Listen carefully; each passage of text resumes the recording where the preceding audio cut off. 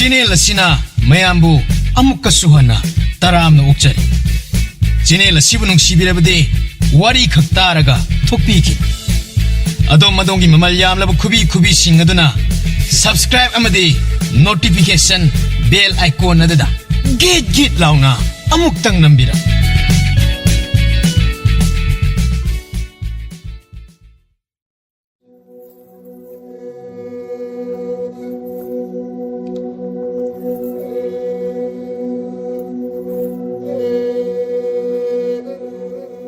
Thainagi matamni ningthorel khuman ngambana leibak ase yamna shanti oina palingai matam ningthongna magi maharani leirang tombibo yamna nungsiba maramna atoppa nupi mata luhongba pamlamde matamna sumusum haukhibana sahi kaya haujinkre makhoi anigi masa masu amatta poklamde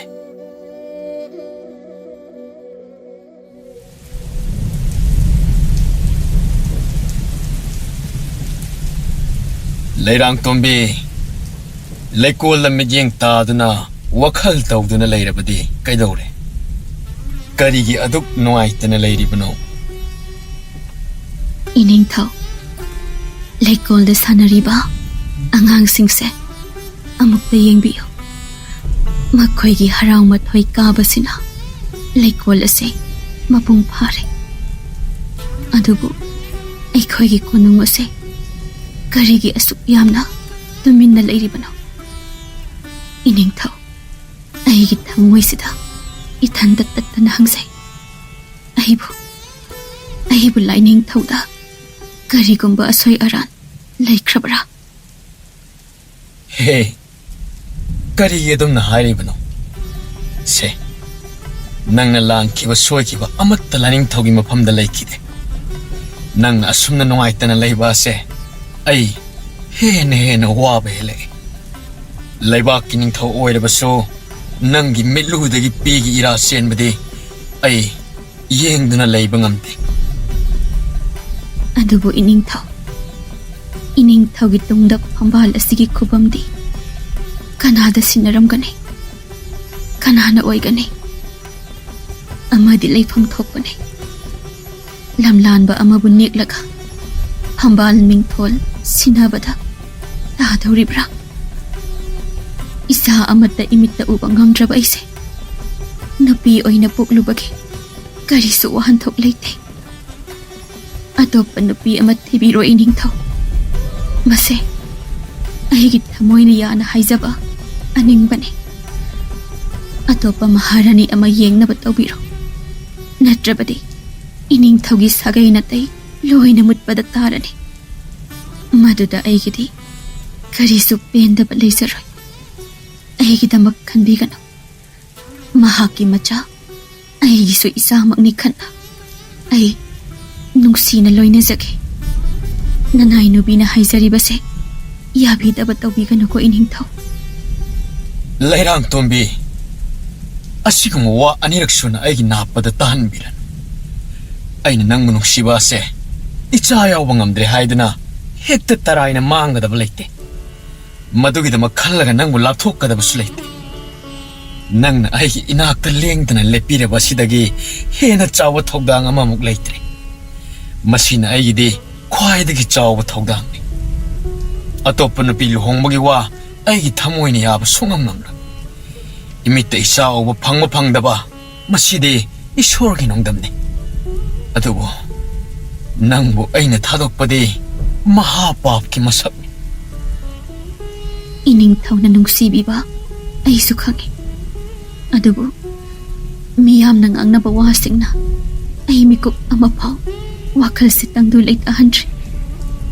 masa pok tabi maharani haiba wahai asina aigi thamoise puba thang mangamhante ining thau karigumba aina imitsida isa amatang oirabasu uzaba phangjaramlabadi punsise kayada harau minok tamcharamgani Leirang tombi nangi thamoy awaba ai khangi adubu ningsingbiyo nangna aigi maharani oina leiringai nangbu kanana su ikai khumnaba mangan mangam 세, madugi wakal punamagado thadok.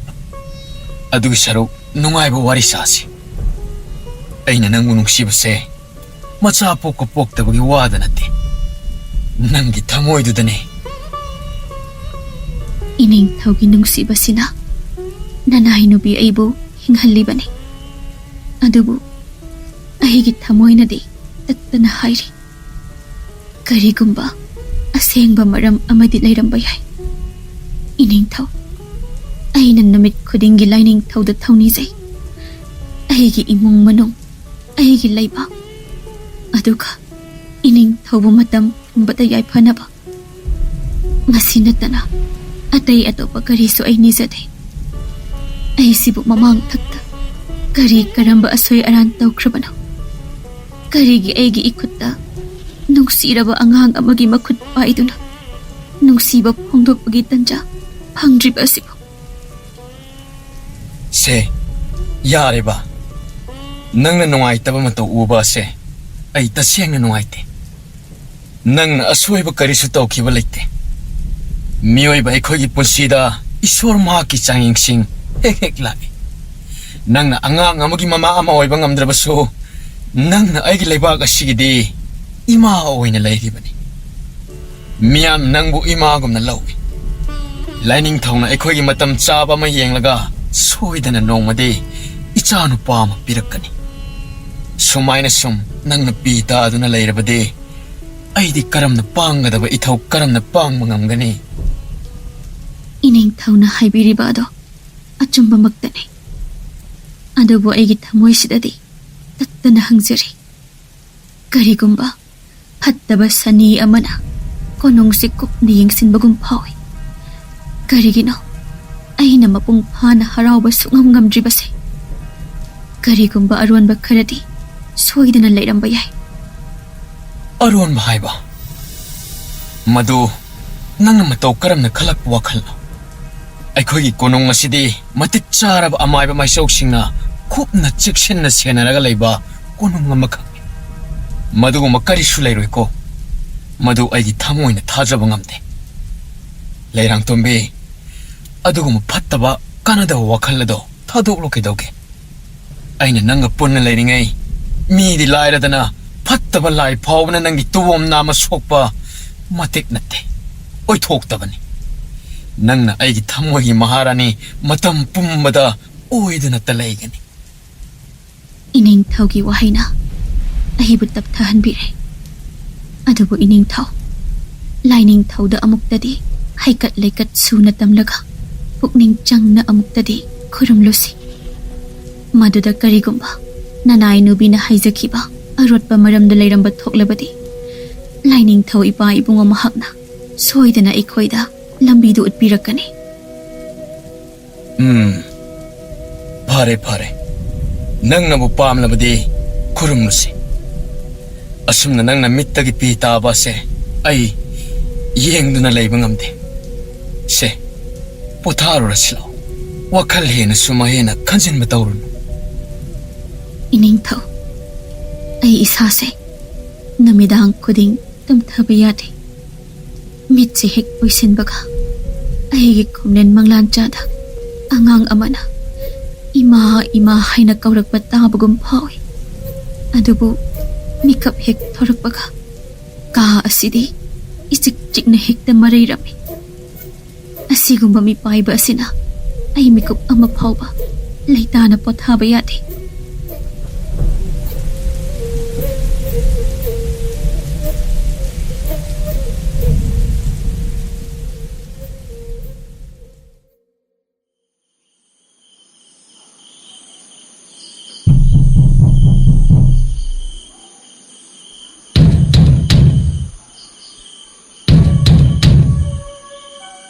Kanano asuk thengla matam masida lagliba siwa.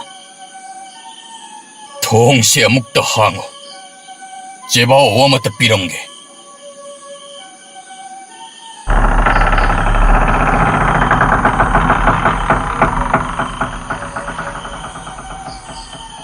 Se masi ning thauda amukta piyo. Nakoi lamase zero la sigi warol sigi batung ina lep kadoribani. ꯑꯩ ꯑꯃꯨꯛ ꯍꯜꯋꯥꯏꯈ꯭ꯔꯒꯦ ꯃꯇꯝ ꯂꯩꯇ꯭ꯔꯦ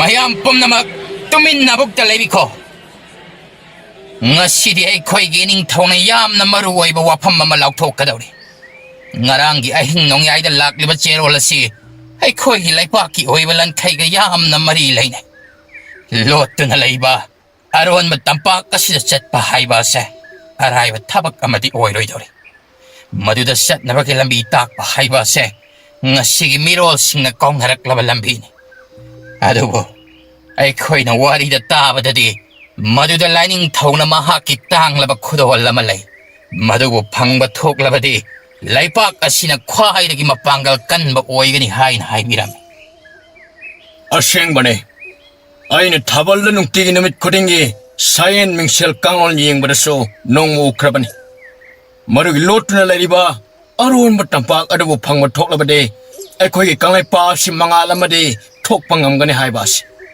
ꯑꯗꯨꯕꯨ ꯃꯁꯤ ꯑꯔꯥꯏꯕ ꯊꯕꯛ ꯑꯃꯗꯤ ꯑꯣꯏꯔꯣꯏꯗꯧꯔꯤ ꯄꯥꯕꯨꯡ ꯂꯣꯠꯇꯨꯅ ꯂꯩꯕ ꯇꯝꯄꯥꯛ ꯍꯥꯏꯕꯗꯤ ꯑꯩꯈꯣꯏꯒꯤ ꯄꯨꯋꯥꯔꯤꯗ ꯂꯩꯕ ꯃꯐꯝ ꯑꯗꯨ ꯅꯠꯇꯕ꯭ꯔꯥ ꯃꯗꯨꯗ ꯆꯠꯈꯤꯕ ꯃꯤꯁꯤꯡ ꯑꯃꯠꯇ ꯍꯜꯂꯛꯇꯦ ꯍꯥꯏꯅꯕꯗꯥꯏꯅꯦ ꯑꯩꯈꯣꯏꯒꯤ ꯏꯅꯤꯡꯊꯧꯅ ꯃꯗꯨꯗ ꯆꯠꯄ ꯍꯥꯏꯕ ꯑꯁꯤ ꯈꯨꯗꯣꯡꯊꯤꯅꯤꯡꯉꯥꯏ ꯑꯣꯏꯔꯣꯏꯗ꯭ꯔꯥ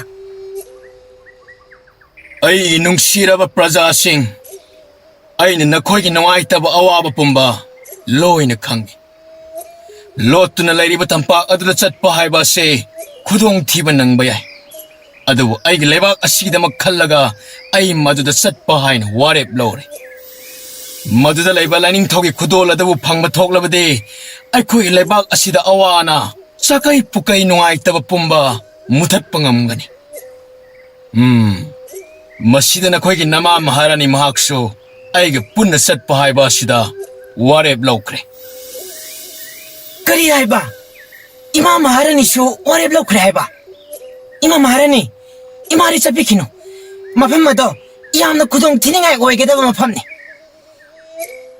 ꯑꯩꯒꯤ ꯅꯨꯡꯁꯤꯔꯕ ꯄ꯭ꯔꯖꯥꯁꯤꯡ ꯍꯟꯗꯛ ꯑꯩꯅ ꯏꯅꯤꯡꯊꯧꯒ ꯄꯨꯟꯅ ꯆꯠꯄ ꯍꯥꯏꯕꯁꯦ ꯃꯁꯤ ꯑꯩꯒꯤ ꯁꯣꯏꯐꯗ꯭ꯔꯕ ꯏꯊꯧꯅꯤ ꯀꯔꯤꯒꯨꯝꯕ ꯂꯥꯏꯅꯤꯡꯊꯧꯒꯤ ꯈꯨꯗꯣꯜ ꯑꯗꯨꯕꯨ ꯄꯨꯔꯛꯄ ꯉꯝꯂꯕꯗꯤ ꯂꯩꯕꯥꯛ ꯑꯁꯤꯒꯤ ꯌꯥꯏꯐꯕ ꯈꯛ ꯅꯠꯇꯅ ꯑꯩꯈꯣꯏꯒꯤ ꯏꯃꯨꯡ ꯑꯁꯤꯒꯤꯁꯨ ꯏꯆꯥ ꯑꯃ ꯐꯪꯕꯒꯤ ꯕꯣꯔ ꯁꯣꯏꯗꯅ ꯐꯪꯒꯅꯤ ꯍꯥꯏꯕꯁꯦ ꯑꯩꯅ ꯆꯦꯠꯅ ꯊꯥꯖꯩ ꯅꯈꯣꯏꯅ ꯑꯩꯕꯨ ꯈꯥꯝꯕꯒꯤ ꯃꯍꯨꯠ ꯑꯩꯒꯤꯗꯃꯛꯁꯨ ꯌꯥꯎꯅ ꯃꯄꯨ ꯏꯕꯨꯡꯉꯣꯗ ꯊꯧꯅꯤꯕꯤꯌꯨ ꯐꯔꯦ ꯐꯔꯦ ꯏꯅꯤꯡꯊꯧ ꯑꯃꯗꯤ ꯃꯍꯥꯔꯥꯅꯤꯅ ꯋꯥꯔꯦꯞ ꯑꯗꯨꯕꯨ ꯂꯧꯕꯤꯔꯕꯗꯤ ꯑꯩꯈꯣꯏꯁꯨ ꯏꯅꯤꯡꯊꯧ ꯑꯃꯗꯤ ꯏꯃꯥ ꯃꯍꯥꯔꯥꯅꯤ ꯏꯕꯦꯝꯃꯒꯤ ꯌꯥꯏꯐ ꯃꯪꯒꯣꯜ ꯊꯧꯅꯤꯖꯔꯒꯦ ꯈꯣꯡꯆꯠ ꯑꯁꯤꯗ ꯍꯦꯟꯅ ꯈꯨꯗꯣꯡ ꯆꯥꯅꯅꯕ ꯑꯩꯈꯣꯏꯒꯤ ꯀꯣꯅꯨꯡ ꯑꯁꯤꯒꯤ ꯍꯩꯊꯣꯏ ꯁꯤꯡꯊꯣꯏꯔꯕ ꯂꯥꯟꯃꯤꯁꯤꯡꯂꯛꯇꯒꯤ ꯈꯟꯒꯠꯅꯕ ꯍꯣꯠꯅꯖꯔꯛꯂꯒꯦ ꯂꯣꯏꯅ ꯂꯣꯏꯅꯅ ꯑꯃꯥꯏꯕ ꯃꯥꯏꯆꯧ ꯈꯔꯁꯨ ꯆꯨꯡꯁꯤꯟꯅꯖꯔꯛꯂꯒꯦ ꯄꯥꯕꯨꯡ ꯑꯩꯈꯣꯏꯅ ꯇꯥꯕ ꯋꯥꯔꯤꯗ ꯃꯐꯝ ꯑꯗꯨꯗ ꯍꯤꯡꯆꯥꯕꯤꯒꯤ ꯊꯣꯡ ꯑꯃ ꯂꯩ ꯍꯥꯏꯅ ꯇꯥꯖꯩ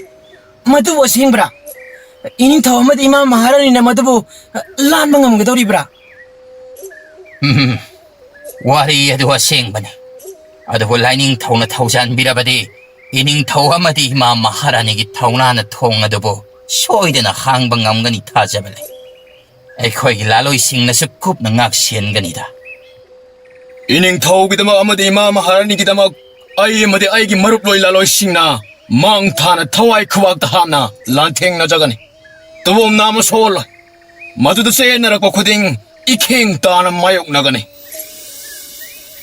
ꯍꯥꯏ ꯂꯥꯂꯣꯏꯁꯤꯡ ꯊꯥꯡ ꯇꯦꯟ ꯈꯛꯇꯅ ꯉꯝꯂꯣꯏ ꯇꯝꯄꯥꯛ ꯑꯗꯨ ꯃꯩꯇꯩ ꯂꯥꯟꯃꯤꯒꯤ ꯕꯣꯔ ꯌꯥꯎꯗꯅ ꯀꯔꯤꯃꯠꯇ ꯆꯪꯕ ꯌꯥꯗꯦ ꯑꯩꯅ ꯏꯅꯤꯡꯊꯧꯒꯤꯗꯃꯛ ꯈꯣꯌꯨꯝꯗ ꯊꯧꯅꯤꯒꯅꯤ ꯃꯍꯥꯔꯥꯅꯤꯅ ꯇꯝꯄꯥꯛ ꯑꯗꯨꯗ ꯆꯪꯕꯗ ꯂꯩꯃ ꯂꯥꯏ ꯈꯨꯕꯝ ꯑꯃꯗꯤ ꯁꯅꯥꯃꯍꯤꯕꯨ ꯅꯤꯡꯖꯕ ꯌꯥꯝꯅ ꯃꯔꯨ ꯑꯣꯏ ꯄꯥꯕꯨꯡ ꯇꯝꯄꯥꯛ ꯑꯗꯨꯗ ꯆꯠꯄ ꯂꯝꯕꯤꯗꯨ ꯀꯅꯥꯅ ꯂꯝꯖꯤꯡꯒꯅꯤ ꯀꯅꯥꯅ ꯇꯥꯛꯀꯅꯤ ꯂꯝꯕꯤ ꯑꯗꯨ ꯑꯔꯤꯕ ꯄꯨꯌꯥꯠꯇ ꯂꯣꯠꯇꯨꯅ ꯂꯩꯕꯅꯤ ꯑꯩꯈꯣꯏꯒꯤ ꯑꯃꯥꯏꯕ ꯑꯍꯜꯅ ꯄꯨꯌꯥꯠ ꯑꯗꯨꯕꯨ ꯄꯥꯔꯒ ꯂꯝꯕꯤꯗꯨ ꯇꯥꯛꯀꯅꯤ ꯏꯄꯨ ꯑꯃꯥꯏꯕ ꯃꯥꯏꯆꯧ ꯃꯟꯇ꯭ꯔꯤ ꯑꯃꯗꯤ ꯃꯤꯌꯥꯝꯅ ꯊꯧꯅꯤꯕꯤꯕ ꯑꯁꯤꯅ ꯑꯩꯒꯤ ꯄꯥꯡꯒꯜ ꯍꯦꯟꯅ ꯍꯥꯞꯄꯤꯔꯤ ꯃꯍꯥꯔꯥꯅꯤ ꯂꯩꯔꯥꯡꯇꯣꯝꯕꯤ ꯂꯥꯏꯅꯤꯡꯊꯧꯒꯤ ꯈꯨꯗꯣꯜ ꯑꯗꯨꯕꯨ ꯄꯨꯔꯛꯅꯕ ꯁꯦꯟꯗꯨ ꯑꯃꯗꯤ ꯂꯥꯏꯁꯪꯒꯤ ꯄꯣꯠꯂꯝꯁꯤꯡ ꯁꯦꯝ ꯁꯥꯕ ꯂꯣꯏꯔꯕ꯭ꯔꯥ? ꯂꯣꯏꯖꯔꯦ ꯏꯅꯤꯡꯊꯧ. ꯑꯩꯅ ꯍꯩꯀ꯭ꯔꯨ ꯍꯤꯗꯣꯡꯕꯒꯤ ꯃꯇꯝꯗ ꯐꯪꯈꯤꯕ ꯕꯣꯔ ꯑꯗꯨꯕꯨ ꯅꯤꯡꯁꯤꯡꯗꯨꯅ ꯇꯝꯄꯥꯛ ꯑꯗꯨꯗ ꯆꯪꯕ ꯃꯇꯝꯗ ꯂꯥꯏ ꯍꯔꯥꯎꯕꯒꯤ ꯖꯒꯣꯏꯒ ꯄꯨꯟꯅ ꯊꯧꯅꯤꯒꯅꯤ. ꯑꯩꯈꯣꯏꯒꯤ ꯈꯣꯡꯆꯠ ꯁꯣꯏꯗꯅ ꯃꯥꯏ ꯄꯥꯛꯀꯅꯤ. ꯏꯅꯤꯡꯊꯧ ꯑꯃꯗꯤ ꯏꯃꯥ ꯃꯍꯥꯔꯥꯅꯤ, ꯄꯨꯌꯥꯗ ꯍꯥꯏꯔꯤꯕ ꯃꯇꯨꯡ ꯏꯟꯅꯗꯤ ꯍꯤꯡꯆꯥꯕꯤꯒꯤ ꯊꯣꯡ ꯑꯗꯣ ꯊꯋꯥꯟ ꯃꯤꯆꯥꯛꯁꯤꯡꯅ ꯄꯔꯦꯡ ꯑꯃꯠꯇꯗ ꯊꯣꯛꯄ ꯃꯇꯝ ꯈꯛꯇꯗꯅꯤ ꯃꯍꯥꯛꯅ ꯍꯪꯂꯛꯀꯗꯧꯔꯤꯕ ꯑꯗꯣ. ꯑꯃꯥꯏꯕ ꯑꯍꯜ, ꯄꯥꯕꯨꯡꯅ ꯄꯨꯌꯥꯠ ꯑꯗꯨꯒꯤ ꯋꯥꯔꯤ ꯑꯗꯨꯕꯨ ꯃꯌꯦꯛ ꯁꯦꯡꯅ ꯑꯃꯨꯛꯇ ꯄꯥꯊꯣꯛꯅꯕ ꯁꯦꯝ ꯁꯥꯕꯤꯔꯣ.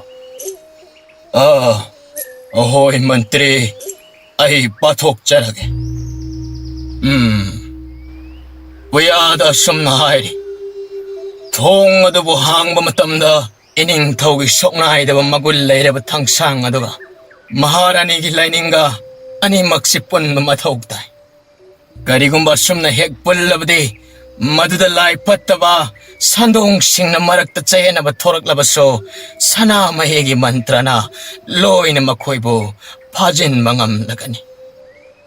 ꯏꯅꯤꯡꯊꯧ, ꯑꯩꯈꯣꯏꯒꯤ ꯊꯥꯡꯇ ꯂꯥꯏꯁꯣꯜ ꯏꯔꯤꯛꯅ ꯁꯦꯡꯗꯣꯛꯆꯔꯦ. ꯍꯤꯡꯆꯥꯕꯤꯒꯤ ꯃꯌꯥꯗꯨꯅ ꯑꯩꯈꯣꯏꯕꯨ ꯑꯀꯤꯕ ꯐꯥꯎꯍꯟꯕ ꯉꯝꯂꯔꯣꯏ. ꯑꯩꯈꯣꯏꯒꯤ ꯁꯒꯣꯜ ꯂꯥꯟꯃꯤꯁꯤꯡꯁꯤ ꯂꯣꯏꯅ ꯁꯦꯝ ꯁꯥꯕ ꯂꯣꯏꯖꯔꯕꯅꯤ. ꯏꯅꯤꯡꯊꯧ, ꯇꯝꯄꯥꯛ ꯑꯗꯨ ꯑꯃꯃꯒꯤ ꯃꯁꯛ ꯑꯣꯏ ꯍꯥꯏꯅꯔꯤ. ꯑꯗꯨꯅ ꯃꯩꯔꯥ ꯃꯉꯥꯜ ꯄꯤꯕ ꯌꯥꯕ ꯄꯣꯠꯁꯛꯁꯤꯡ ꯇꯣꯈꯥꯏꯅ ꯄꯨꯁꯤꯟꯕ ꯃꯊꯧ ꯇꯥꯔꯛꯀꯅꯤ. ꯀꯔꯤꯒꯨꯝꯕ ꯍꯤꯡꯆꯥꯕꯤꯗꯨꯅ ꯃꯃꯤ ꯑꯣꯏꯅ ꯂꯣꯠꯇꯨꯅ ꯂꯟꯗꯥꯔꯛꯄ ꯊꯣꯛꯂꯕꯁꯨ ꯃꯗꯨꯕꯨ ꯉꯥꯛꯊꯣꯛꯄ ꯉꯝꯅꯕ. ꯅꯨꯡꯁꯤꯔꯕ ꯑꯩꯒꯤ ꯃꯤꯌꯥꯝꯁꯤꯡ, ꯅꯈꯣꯏꯅ ꯋꯥꯕꯤꯕ ꯑꯩ ꯈꯪꯏ. ꯀꯔꯤꯁꯨ ꯇꯧꯔꯣꯏ, ꯊꯥꯖꯕ ꯊꯝ. ꯑꯩꯅ ꯂꯥꯏꯁꯪꯗꯒꯤ ꯂꯥꯏꯐꯤ ꯄꯨꯒꯅꯤ. ꯃꯗꯨꯕꯨ ꯌꯥꯎꯔꯕꯗꯤ ꯐꯠꯇꯕ ꯊꯋꯥꯏꯁꯤꯡꯅ ꯀꯔꯤꯁꯨ ꯍꯦꯟꯖꯤꯟꯕ ꯉꯝꯂꯣꯏ. ꯐꯔꯦ. ꯃꯟꯇ꯭ꯔꯤ, ꯄꯥꯎ ꯄꯤꯔꯣ. ꯉꯥꯏꯍꯥꯛ ꯂꯩꯕꯒ ꯈꯣꯡꯁꯥꯟꯕ ꯍꯧꯔꯅꯤ ꯍꯥꯏꯅ. ꯍꯤꯡꯆꯥꯕꯤꯒꯤ ꯊꯣꯡ ꯑꯗꯨ ꯅꯝꯈꯥꯏꯔꯒ ꯂꯥꯏꯅꯤꯡꯊꯧꯒꯤ ꯈꯨꯗꯣꯜ ꯑꯗꯨꯕꯨ ꯁꯨꯡꯁꯣꯏ ꯁꯣꯏꯗꯅ ꯑꯩꯅ ꯀꯣꯅꯨꯡ ꯑꯁꯤꯗ ꯄꯨꯔꯛꯀꯅꯤ.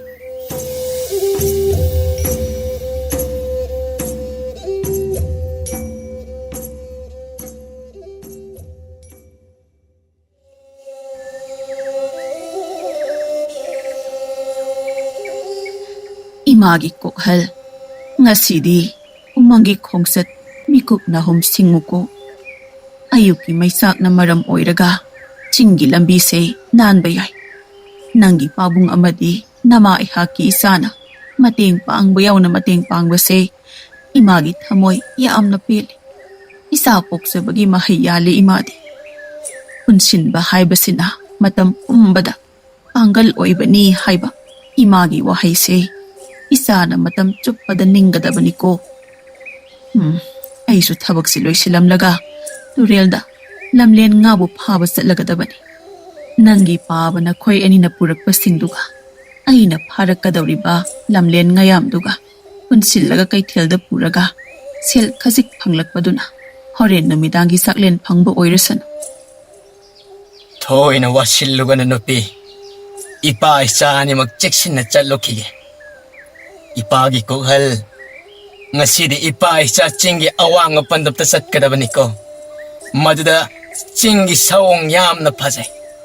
Apaba singna kay tiyala mamalkabang amgani. Nama amadi ipa isa ay kuya hum na punna pangmin na ba sina imong ngasi pawa hing na sakum may mutribani. Ima, Baba, nasana ima Baba ni gining matungan na nongmadi soidana awaba haibado karino haiba masa khangalo. Ima Baba ni na nasabu taiba mongphaw nan miramase masidagi hena apenba apamba ama amuk nasagi iphamdadi leijade. Ipagi polom na kokthakta imagi polom na ponamda nasagi sahi na nausarabasu nasabu pangal yauna pokpirambagi ima Baba ni gi thawal tawjage. Nasa singyan mangamgani. Ima na turil da satpa matamda isingi isel ningthina yengbiyuko. Nongmadi aikhagi awabase mapu mahagna ubidina soidana loikhigani. Isagi nawa hay tabadi nama aigi mitlu pirang ihawnarito. Nangbo aigi isa oina phangjaba kayagi matik penjarese. Se chakyom se khawda hapsilo. Horen puk lamlaklabakanda nang pabaga lawthoklaga punna chamina ꯍꯦꯟꯅ ꯁꯨꯖꯤꯟꯒꯅꯨ ꯉꯁꯤꯗꯤ ꯅꯪꯒꯤ ꯄꯥꯕꯅ ꯑꯋꯥꯡꯕ ꯆꯤꯡꯒꯤ ꯄꯟꯗꯨꯞꯇ ꯌꯧꯒꯅꯤ ꯍꯥꯏꯔꯤꯕꯗꯣ ꯏꯆꯥ ꯋꯥꯒꯅꯤ ꯐꯔꯦ ꯐꯔꯦ ꯆꯠꯊꯣꯛꯂꯨꯔꯣ ꯅꯨꯃꯤꯗꯥꯡ ꯐꯨꯡꯒꯥ ꯅꯥꯛꯇ ꯀꯣꯏꯅ ꯐꯝꯂꯒ ꯑꯋꯥ ꯅꯨꯡꯉꯥꯏ ꯑꯃꯨꯛ ꯄꯥꯎꯗꯝꯅꯔꯁꯤ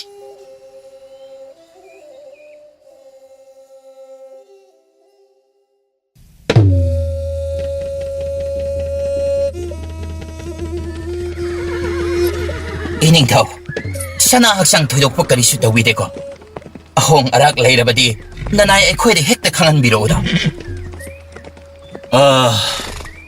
ꯊꯣꯏꯗꯣꯛꯄ ꯀꯔꯤꯁꯨ ꯇꯧꯗꯦ ꯌꯥꯔꯦ ꯌꯥꯔꯦ ꯁꯒꯣꯜ ꯈꯨꯃꯥꯡ ꯌꯥꯎꯁꯤꯜꯂꯨ ꯁꯤꯂꯣꯏꯕ ꯑꯔꯥꯡꯕ ꯄꯥꯏꯇꯨꯗꯨ ꯄꯤꯔꯛꯎ ꯃꯗꯨꯗ ꯂꯥꯏꯐꯤ ꯌꯥꯎꯕꯅꯤ ꯏꯅꯤꯡꯊꯧꯒꯤ ꯁꯅꯥ ꯈꯨꯗꯥꯡꯗ ꯑꯃꯨꯛꯇ ꯌꯦꯠꯀꯦ ꯏꯅꯤꯡꯊꯧ ꯀꯔꯤ ꯇꯧꯕꯤꯔꯕꯅꯣ ꯂꯦꯞꯄ ꯂꯩꯇꯅ ꯅꯍꯤ ꯇꯥꯕꯗꯤ ꯏꯁꯥꯁꯦ ꯏꯪꯕ ꯍꯦꯜꯂꯛꯄꯒꯤꯅꯤ ꯀꯔꯤꯁꯨ ꯇꯧꯔꯣꯏꯗ ꯃꯔꯥꯏꯅ ꯐꯖꯈꯤꯁꯅꯤꯗ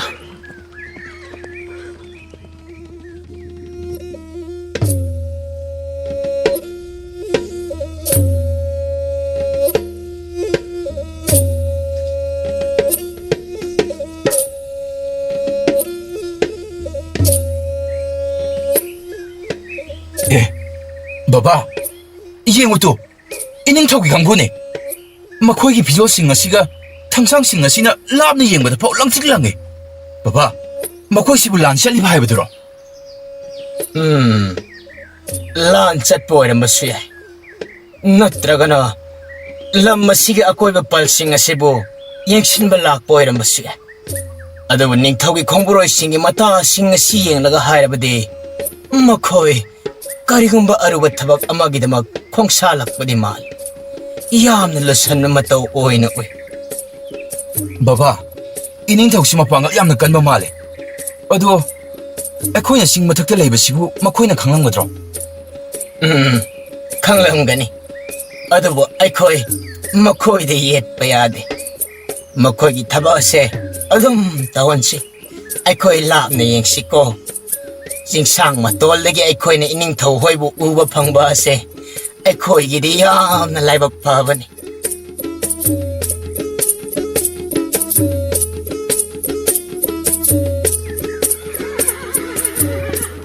ꯑꯩꯒꯤ ꯊꯥꯖꯕ ꯈꯣꯡꯕꯨꯔꯣꯏ ꯃꯈꯥꯗ ꯂꯥꯞꯇꯛꯅ ꯑꯩꯈꯣꯏꯕꯨ ꯌꯦꯡꯂꯤꯕ ꯃꯤ ꯑꯅꯤꯁꯤ ꯎꯕ꯭ꯔꯥ ꯆꯤꯡꯒꯤ ꯃꯇꯣꯜꯗ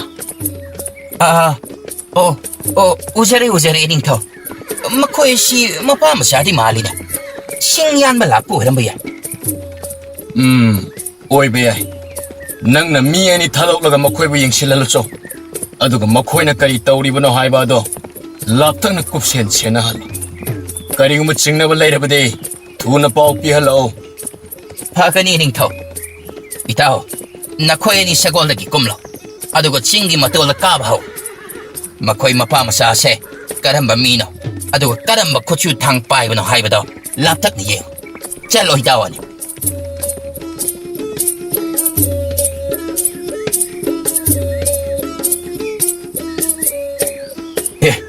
ꯕꯕꯥ ꯅꯤꯡꯊꯧꯒꯤ ꯃꯤ ꯑꯅꯤ ꯆꯤꯡꯆꯦꯠꯇ ꯂꯥꯛꯑꯦ ꯃꯈꯣꯏꯅ ꯑꯩꯈꯣꯏꯕꯨ ꯎꯈ꯭ꯔ ꯃꯥꯜꯂꯦ ꯕꯕꯥ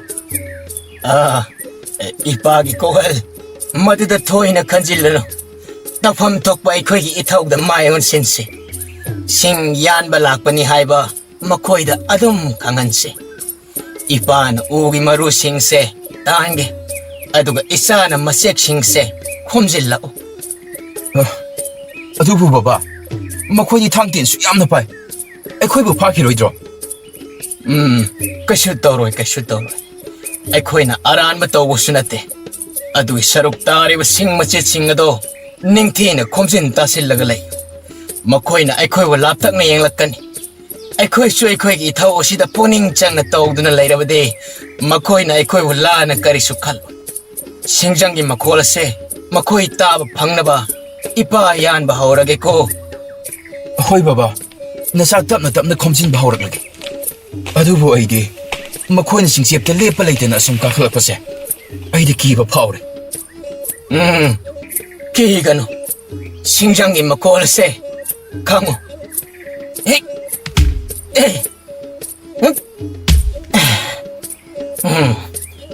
ꯑꯩꯈꯣꯏꯅ ꯇꯧꯔꯤꯕ ꯊꯕꯛꯁꯤꯅ ꯑꯩꯈꯣꯏꯕꯨ ꯀꯔꯝꯕ ꯃꯤꯅꯣ ꯑꯗꯨꯝ ꯇꯥꯛꯆꯔꯕꯅꯤ ꯑꯩꯈꯣꯏꯒꯤ ꯏꯊꯧꯁꯦ ꯑꯗꯨꯝ ꯄꯥꯡꯁꯤ ꯃꯈꯣꯏꯁꯨ ꯂꯥꯞꯅ ꯑꯗꯨꯝ ꯌꯦꯡꯒꯁꯅꯤꯀꯣ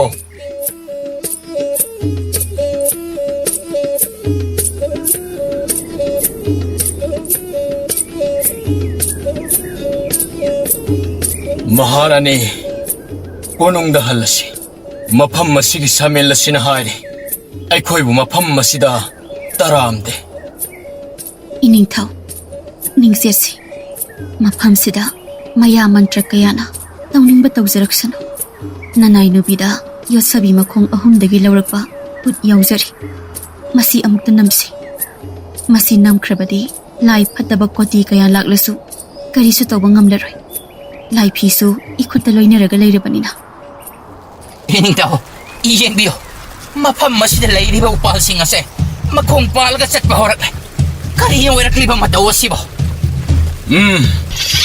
ꯄꯥꯈꯠꯀꯅꯨ ꯈꯣꯡꯕꯨꯔꯣꯏꯁꯤꯡ ꯅꯃꯥ ꯃꯍꯥꯔꯥꯅꯤꯕꯨ ꯅꯤꯡꯊꯤꯅ ꯉꯥꯛꯁꯦꯜꯂꯨ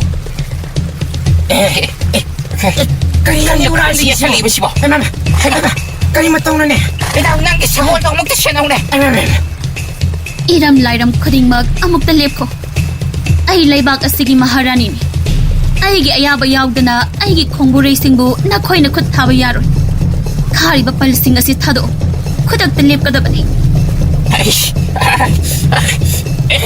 ꯀꯔꯤꯅꯣ ꯇꯧꯔꯤꯕ ꯑꯁꯤꯕꯣ ꯏꯃꯥ ꯃꯍꯥꯔꯥꯅꯤ ꯑꯇꯤꯌꯥꯗꯒꯤ ꯑꯉꯥꯡꯕ ꯃꯆꯨꯒꯤ ꯅꯣꯡꯂꯛꯁꯤꯡ ꯇꯥꯔꯛꯄ ꯍꯧꯔꯦ ꯃꯁꯤꯗꯤ ꯏꯅꯤꯅꯦ ꯏꯃꯥ ꯃꯍꯥꯔꯥꯅꯤ 이기 농따래 이기 농따래 마얌 해코이 보면 판마시래 킹나 타와이 타바도 따라브라 Maharani, Lao, aikoy yamna thun lotuna leriba tampa adugi changpham likun thuna thisi. 이닝타오 이행비요 랍딱 나 해코이 보 아무바 마미야만 이행드나 레이래 마시나 목가리 오이가 다리브잖아 ꯃꯗꯨ ꯃꯃꯤ ꯅꯠꯇꯦ ꯑꯩꯈꯣꯏꯕꯨ ꯉꯥꯛ ꯁꯦꯟꯗꯨꯅ ꯂꯩꯔꯤꯕ ꯇꯝꯄꯥꯛ ꯑꯁꯤꯒꯤ ꯃꯄꯥ ꯏꯕꯨꯡꯉꯣ ꯂꯥꯏꯅꯤꯡꯊꯧ ꯏꯅꯤꯡꯊꯧ ꯈꯨꯆꯨ ꯊꯥꯡꯂꯦꯟ ꯁꯦꯝ ꯁꯥꯕꯤꯔꯣ ꯑꯁꯦꯡꯕ ꯂꯥꯟꯐꯝ ꯍꯧꯖꯤꯛ ꯃꯤꯀꯨꯞ ꯑꯁꯤꯗꯒꯤ ꯍꯧꯔꯕꯅꯤ 이닝타오 빠갓비노 이닝타오기 망가 우리바 싱마도 아시앵바 맞다 났대 봄나막 타와이 싱나 마야 따오바 꼬마이니 Nang hairibadu karino, nahakkanano. Imang magtada sanariba mayam singasibu karamna siyengdabani hairiba. Mataw karamnano. 나때 이닝타오 아이나 하시리바세 아묵다 타자비요 공판 마마다 레앵마 따오다나 레이비요 아라빠다 레이리바이 코이나디 이닝타오 호이나 레이리바도 라막 나바기 싹담 아마검나 우레 마팜 마주다 까리슈 트기독바 레이테 타와이 싱나 마코이기 마낙다 상락다나바 신바 코진 토랑 오이네 이닝타오 마학나 하리바시 쏨가다 말레 미치 찌짓 오시는 공야다 마르고 마땀다 레르마 우라싱이 마미 따바 방데 이닝타오 타오나 한비 키누 이닝타오 이닝타오기다마에 코이 싱니 마또올라시다 섹신나 영신자레 이닝타오 호이기 삿가다바 공삿기 반통 야옥나바 닝티나 셈사비요 파트라바 타와이 싱기 렁남랑가 도비키노 와칼 뿡닝 답나 파진 미두나 호이옴 농마시다기 란톡비요 예 마크니 허지 마시다네 남바도 뭐 에스마토 오마니네 마호가만이네 마시다 빠시대 어놈도 알라시 할라시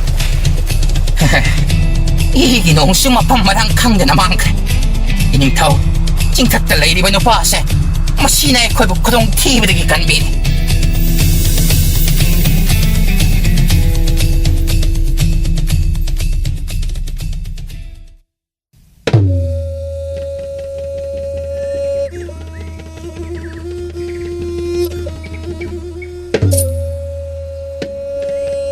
Ogji aikoy sapana halagle.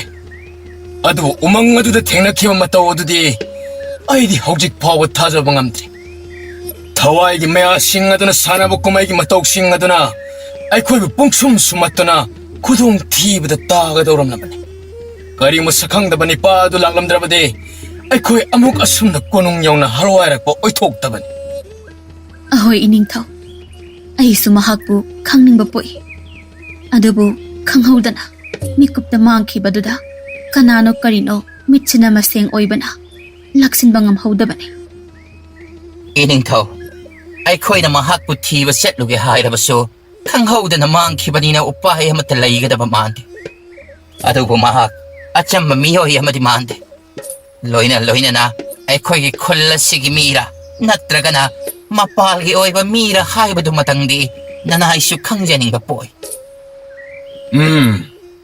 ꯃꯍꯥꯛꯅ ꯑꯩꯈꯣꯏꯕꯨ ꯀꯟꯈꯤꯕꯅꯤ ꯑꯗꯨꯅ ꯑꯩꯈꯣꯏꯒꯤ ꯌꯦꯛꯅꯕꯗꯤ ꯑꯣꯏꯔꯣꯏ ꯑꯗꯨꯕꯨ ꯃꯍꯥꯛꯅ ꯃꯃꯤꯡ ꯍꯥꯏꯗ꯭ꯔꯤꯕ ꯀꯔꯤꯒꯤꯅꯣ ꯀꯣꯅꯨꯡꯒꯤ ꯍꯥꯛꯇꯛꯇ ꯑꯁꯤꯒꯨꯝꯕ ꯑꯀꯤꯕ ꯊꯧꯗꯣꯛ ꯊꯣꯛꯄ ꯍꯧꯔꯛꯂꯤꯕ ꯑꯁꯤ ꯃꯁꯤ ꯑꯩꯈꯣꯏꯒꯤ ꯑꯣꯏꯅꯗꯤ ꯌꯥꯝꯅ ꯆꯥꯎꯅ ꯂꯥꯏꯕꯛ ꯊꯤꯅꯕꯒꯤ ꯃꯔꯝ ꯑꯃꯈꯛ ꯑꯣꯏꯔꯛꯀꯗꯧꯔꯤ ꯑꯗꯨꯅ ꯍꯧꯖꯤꯛꯇꯒꯤ ꯍꯧꯅ ꯀꯣꯅꯨꯡꯒꯤ ꯑꯀꯣꯏꯕꯒꯤ ꯐꯤꯕꯝ ꯍꯥꯟꯅꯗꯒꯤ ꯍꯦꯟꯅ ꯆꯦꯛꯁꯤꯟꯕ ꯃꯊꯧ ꯇꯥꯔꯛꯂꯦ ꯅꯨꯄꯥꯗꯨꯅ ꯑꯩꯈꯣꯏꯕꯨ ꯀꯟꯕꯤꯈꯤꯕ ꯑꯩ ꯀꯥꯎꯕ ꯉꯝꯂꯣꯏ ꯃꯍꯥꯛꯀꯤ ꯃꯃꯤꯡ ꯈꯪꯂꯝꯂꯕꯗꯤ ꯑꯩꯈꯣꯏꯅ ꯃꯍꯥꯛꯄꯨ ꯃꯅꯥ ꯃꯊꯨꯝ ꯄꯤꯕ ꯌꯥꯔꯝꯒꯅꯤ ꯑꯗꯨꯕꯨ ꯃꯍꯥꯛꯅ ꯀꯔꯤꯁꯨ ꯄꯥꯝꯕꯒꯨꯝꯅ ꯎꯈꯤꯗꯦ ꯁꯩꯁꯨ ꯄꯥꯏꯕ ꯑꯍꯜ ꯑꯃ ꯆꯪꯂꯛꯂꯤꯕ ꯑꯁꯤꯅ ꯀꯅꯥ ꯑꯣꯏꯔꯕꯖꯥꯠꯅꯣ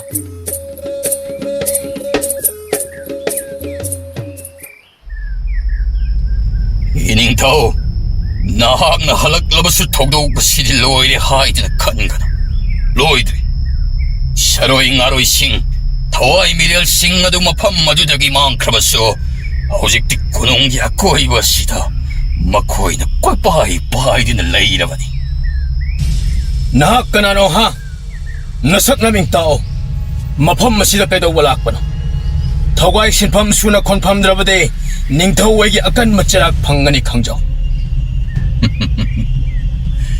ꯀꯌꯥꯗ ꯊꯨꯅ ꯀꯥꯎꯕꯤꯔꯝꯂꯤꯕ ꯑꯩꯍꯥꯛꯄꯨ ꯏꯀꯥꯏ ꯐꯤꯔꯨꯛ ꯈꯨꯝꯂꯦ ꯈꯟ ꯆꯪꯁꯤ ꯁꯤꯔꯦ ꯈꯜꯂꯁꯤꯔ ꯇꯦꯟꯕꯨꯡꯁꯤꯗ ꯀꯔꯤ ꯑꯩꯅ ꯀꯥꯎꯔꯦ ꯍꯥꯏꯕ ꯍꯥꯏꯌꯨ ꯅꯍꯥꯛ ꯑꯩꯒ ꯁꯛꯊꯦꯡꯅꯈꯤꯕ ꯂꯩꯈ꯭ꯔꯕ꯭ꯔꯥ ꯑꯩꯒꯤ ꯀꯔꯝꯕ ꯑꯀꯥꯎ ꯄꯔꯩꯅ ꯑꯁꯨꯛ ꯊꯤꯅ ꯅꯣꯡꯗꯝꯂꯝꯕꯅꯣ ꯑꯩꯍꯥꯛ ꯆꯍꯤ 15ꯒꯤ ꯃꯃꯥꯡꯗ ꯀꯣꯅꯨꯡ ꯑꯁꯤꯗ ꯏꯅꯤꯡꯊꯧꯒꯤ ꯂꯨꯍꯣꯡꯕꯒꯤ ꯕꯣꯔ ꯑꯣꯏꯔꯝꯗ ꯃꯤꯀꯨꯞ ꯇꯥꯟꯖꯥ ꯑꯗꯨꯗ ꯌꯥꯏꯐ ꯊꯧꯅꯤ ꯅꯤꯅꯕꯒꯤꯗꯃꯛ ꯌꯦꯜꯍꯤꯡ ꯊꯥꯕ ꯂꯥꯛꯂꯝꯕ ꯑꯃꯥꯏꯕ ꯀꯣꯀ꯭ꯂꯤꯟ ꯑꯗꯨꯅꯤꯅꯦ ꯑꯩꯕꯨ ꯍꯧꯖꯤꯛꯁꯨ ꯋꯥꯈꯜ ꯑꯁꯤ ꯏꯔꯥꯛ ꯂꯥꯛꯁꯤꯟꯕ ꯉꯝꯗꯕꯒꯨꯝ ꯋꯥꯔꯧꯕꯤꯕ ꯌꯥꯗꯦ ꯑꯁꯥꯎꯕ ꯊꯨꯒꯠꯄꯒꯤ ꯏꯍꯨꯜꯅ ꯋꯥꯈꯜ ꯑꯁꯤ ꯑꯀꯥꯎ ꯄꯔꯩ ꯉꯥꯏꯍꯥꯛ ꯆꯟꯕꯁꯨ ꯑꯣꯏꯔꯝꯕ ꯌꯥꯏ ꯑꯃꯥꯏꯕ ꯑꯃ ꯑꯣꯏꯔꯒ ꯑꯆꯨꯝꯕ ꯁꯥꯈꯤ ꯁꯥꯄꯣꯟ ꯑꯃꯠꯇ ꯌꯥꯎꯗꯅ ꯑꯩꯅ ꯀꯣꯅꯨꯡ ꯑꯁꯤꯗ ꯍꯦꯛꯇ ꯆꯪꯂꯛꯄ ꯏꯇꯤꯛ ꯑꯩꯒꯤ ꯀꯔꯤ ꯏꯇꯤꯛ ꯂꯩꯗꯅ ꯏꯅꯤꯡꯊꯧꯗ ꯃꯇꯣꯏꯅꯒꯗꯧꯔꯤꯕꯅꯣ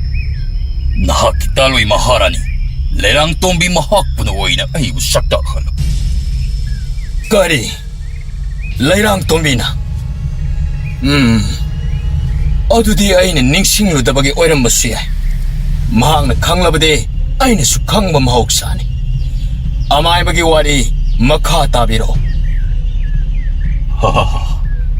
이닝ꯊꯧ ꯀꯣꯅꯨꯡꯒꯤ ꯑꯀꯣꯏꯕ ꯁꯪꯁꯥꯔ ꯑꯁꯦ ꯁꯦꯡꯗ꯭ꯔꯦ ꯀꯔꯤꯒꯨꯝꯕ ꯐꯠꯇꯕ ꯇꯤꯃꯨ ꯂꯩꯃꯨ ꯑꯃꯅ ꯀꯣꯅꯨꯡꯒꯤ ꯃꯅꯨꯡ ꯑꯁꯤꯗ ꯐꯨꯝꯖꯤꯜꯂꯒ ꯊꯝꯂꯦ ꯃꯁꯦ ꯑꯩꯅ ꯙ꯭ꯌꯥꯟ ꯇꯧꯕꯗ ꯎꯕ ꯐꯪꯂꯦ ꯃꯁꯤꯅ ꯃꯔꯝ ꯑꯣꯏꯔꯒ ꯃꯍꯥꯔꯥꯅꯤꯒꯤ ꯁꯅꯥ ꯍꯛꯆꯥꯡ ꯐꯤꯕꯝ ꯑꯁꯤꯁꯨ ꯇꯞꯅ ꯁꯣꯛꯆꯤꯜꯂꯛꯄꯅꯤ ꯑꯗꯨꯒ ꯈꯣꯏꯖꯤ ꯈꯥꯗ ꯑꯉꯥꯡꯁꯨ ꯃꯤꯇꯝꯕ ꯄꯣꯛꯄ ꯉꯝꯗ꯭ꯔꯤꯕꯅꯤ ꯀꯔꯤ ꯑꯃꯥꯏꯕ ꯅꯍꯥꯛꯅ ꯍꯥꯏꯔꯤꯕ ꯑꯁꯤ ꯑꯁꯦꯡꯕ꯭ꯔꯥ ꯃꯍꯥꯔꯥꯅꯤꯅ ꯑꯉꯥꯡ ꯄꯣꯛꯄ ꯉꯝꯗ꯭ꯔꯤꯕ ꯑꯁꯤ ꯃꯁꯤꯒꯨꯝꯕ ꯄꯣꯠꯁꯦꯝꯁꯤꯅ ꯃꯔꯝ ꯑꯣꯏꯔꯒꯅꯤ ꯍꯥꯏꯕꯗꯤ ꯑꯩ ꯅꯣꯡꯃꯇꯁꯨ ꯈꯜꯂꯨꯗꯕꯅꯤ ꯃꯗꯨ ꯀꯗꯥꯏꯗ ꯂꯩ ꯀꯅꯥꯅ ꯊꯝꯂꯝꯕꯅꯣ ꯃꯌꯦꯛ ꯁꯦꯡꯅ ꯍꯥꯏꯕ ꯉꯝꯕ꯭ꯔꯥ ꯅꯍꯥꯛꯅ ꯑꯍꯣꯏ ꯏꯅꯤꯡꯊꯧ ꯃꯗꯨꯕꯨ ꯊꯤꯗꯣꯛꯅꯕ ꯍꯣꯠꯅꯕꯗ ꯈꯩꯍꯨꯝ ꯆꯕꯥꯟ ꯑꯃ ꯊꯥꯕ ꯆꯪꯏ ꯑꯗꯨꯕꯨ ꯃꯤꯠꯁꯤ ꯍꯦꯛ ꯎꯏꯁꯤꯟꯕꯒ ꯃꯍꯥꯔꯥꯅꯤꯒꯤ ꯐꯃꯨꯡ ꯂꯨꯈꯨꯝ ꯃꯌꯥꯒꯤ ꯀꯥꯡꯊꯣꯟ ꯃꯈꯥ ꯑꯗꯨꯗ ꯍꯦꯛ ꯎꯕꯒꯨꯝ ꯐꯥꯎꯏ ꯐꯪꯗꯕ ꯌꯥꯗꯦ ꯈꯟ ꯊꯤꯖꯒꯅꯤꯗ ꯑꯗꯨꯕꯨ ꯃꯗꯨ ꯊꯤꯗꯣꯛꯄ ꯃꯇꯝꯗ ꯀꯥ ꯑꯗꯨꯗ ꯑꯇꯣꯞꯄ ꯃꯤ ꯑꯃꯠꯇꯗꯤ ꯂꯩꯕ ꯌꯥꯔꯣꯏ ꯑꯃꯥꯏꯕ ꯑꯩꯕꯨ ꯏꯆꯥ ꯌꯥꯎꯕ ꯉꯝꯗꯅꯕ ꯁꯤꯒꯨꯝꯕ ꯐꯠꯇꯕ ꯊꯕꯛ ꯑꯁꯤꯕꯨ ꯀꯅꯥꯅ ꯀꯔꯤꯒꯤꯗꯃꯛ ꯇꯧꯔꯛꯂꯤꯕꯅꯣ ꯉꯁꯤ ꯐꯥꯎꯕꯗ ꯑꯩꯅ ꯀꯅꯥꯒꯤꯁꯨ ꯐꯠꯇꯕ ꯇꯧꯈꯤꯗ꯭ꯔꯤ ꯅꯍꯥꯛꯅ ꯀꯔꯤꯒꯨꯝꯕ ꯃꯗꯨ ꯊꯤꯗꯣꯛꯄ ꯉꯝꯂꯕꯗꯤ ꯑꯩꯍꯥꯛ ꯅꯪꯉꯣꯟꯗ ꯆꯥꯎꯔꯕ ꯂꯃꯟ ꯑꯃ ꯇꯣꯟꯁꯤꯟꯒꯅꯤ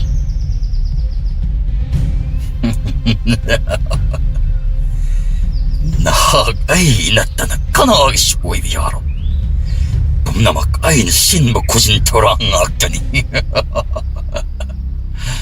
ꯑꯍꯤꯡ ꯅꯣꯡꯌꯥꯏ ꯑꯗꯨꯗ ꯆꯤꯔꯣꯜ ꯄꯤꯕ ꯂꯥꯛꯂꯝꯕ ꯑꯗꯨꯁꯨ ꯑꯩꯅꯤ 마하라니 이베마 토이동나 와비르구나 hꯧ직덕이 핵도 티바 호우나 봐도 마하라니나 묵당 아야바 야탕 비나비로도 나나이네 핵도 토랑자라게 야탕 아이자리 ꯌꯥꯝꯅ ꯅꯨꯡꯉꯥꯏꯖꯔꯦ ꯑꯃꯥꯏꯕ ꯑꯩꯈꯣꯏꯒꯤꯗꯤ ꯌꯥꯝꯅ ꯂꯥꯏꯕꯛ ꯐꯕꯅꯤ ꯅꯍꯥꯛꯅ ꯗꯔꯀꯥꯔ ꯑꯣꯏꯒꯗꯕ ꯄꯣꯠꯂꯝ ꯆꯩꯔꯝ ꯃꯤꯑꯣꯏꯅ ꯆꯤꯡꯕ ꯑꯩꯉꯣꯟꯗ ꯍꯥꯏꯌꯨ ꯂꯣꯏꯅ ꯄꯤꯒꯅꯤ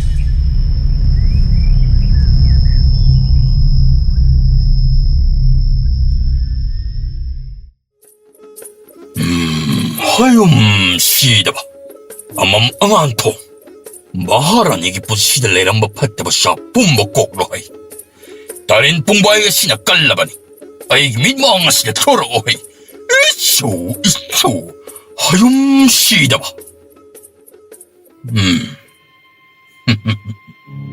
닝토 마하라니 야우나 hꯧ직디 아이 랑다 토리드나 그다이 샷그래 아이기 바이두 어디대 시들라 이래잖아. 마시 라이디비야 시대 이좀 띵캉 마야 마시 헷들링 실라게. 마시 왜라버지 그리 말이잖아. 마이따나 시나 뭐마이 맘이다 시 헷드 고질라게. 이닝토 마하라니 유행비요 마시를 레이자래. 마하라니 보마땅 꾸이는 퍼진 부시는 탐리바 보시야마도 뭐시겠지? 뭐시들 내리고 보시오 뭐시나니?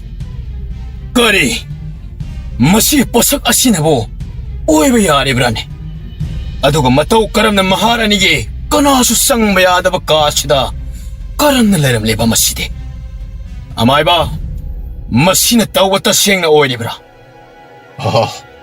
호이닝토 마시니 보시엠자도 하립시 까나는 수캉멍 암로이다바 타지드바 모옹다니 마코이는 레람가더리 바시 마시다 마이탈 아라바나 코친 예킬리바 마야 마시나 마하라니기 분시기 하라오농 아이바보 마하가 망할리바 아두고 마시다 팅젤리바 띵캉 마야 마시나 마하라니보 앙앙 오이바 감다나나바 마하가 텐진드나 탐람리바니 고농 마시다 마하라니보 깔락바 미 마랑 까이나레 아두고 hꯧ직디 하이 락라바니나 까리 시와비루라나 마시덕이 해나 아이는 곱나 영신자기긴 아두가 보셈자도 고딩마부 아이는 마약 좀 한가네 마시덕이 해는 마야마를 내로 키니닝토 이닝토 마시부 까나나마 판 마시자 탐람 리브노 하이바 칸독방 남는나바 야마 곱타나 티진바마 짱 아마이바 나학나 이코기 싸움로 고동 디바따 가다바다기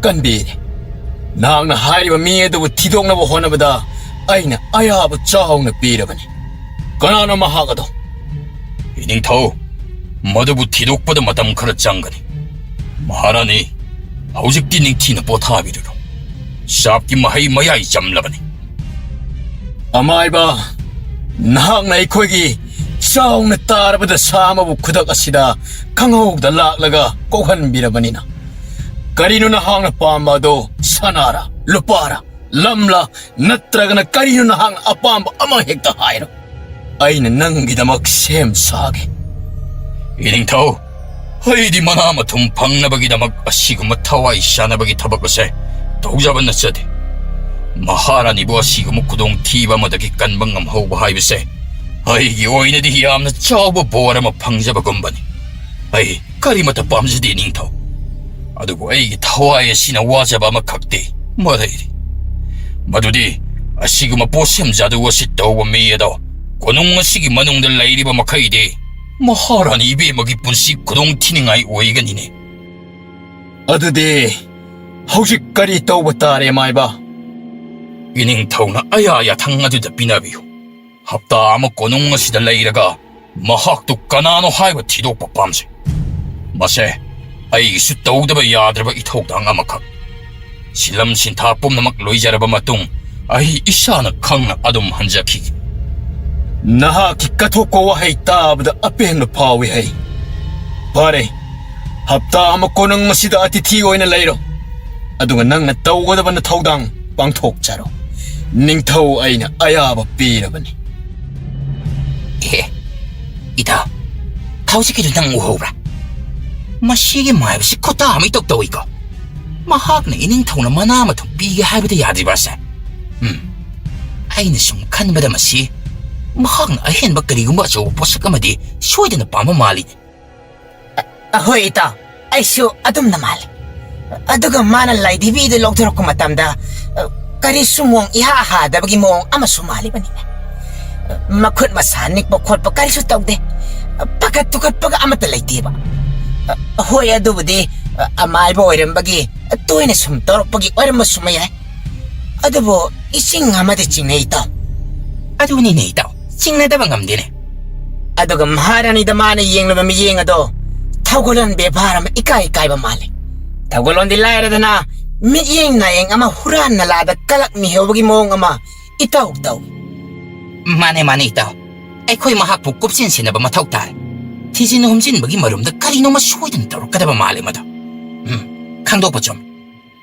ꯑꯁ, ꯑꯩꯈꯣꯏ ꯏꯅꯤꯡꯊꯧꯁꯤꯁꯨꯕ ꯀꯗꯥꯏꯗꯒꯤꯅꯣ ꯀꯔꯤꯅꯣ ꯀꯅꯥꯅꯣ ꯈꯪꯗꯕ ꯈꯨꯗꯛꯇ ꯂꯥꯛꯁꯤꯡꯕ ꯃꯄꯥꯒꯤ ꯃꯤ ꯑꯃꯗ ꯍꯦꯛꯇ ꯇꯔꯥꯏꯅ ꯊꯥꯖꯕ ꯊꯝꯕ ꯑꯁꯤꯁꯨ ꯇꯍꯥꯃꯟꯒꯗ꯭ꯔꯥ ꯈꯜꯂꯤ ꯑꯩꯗꯤ ꯏꯇꯥꯎ.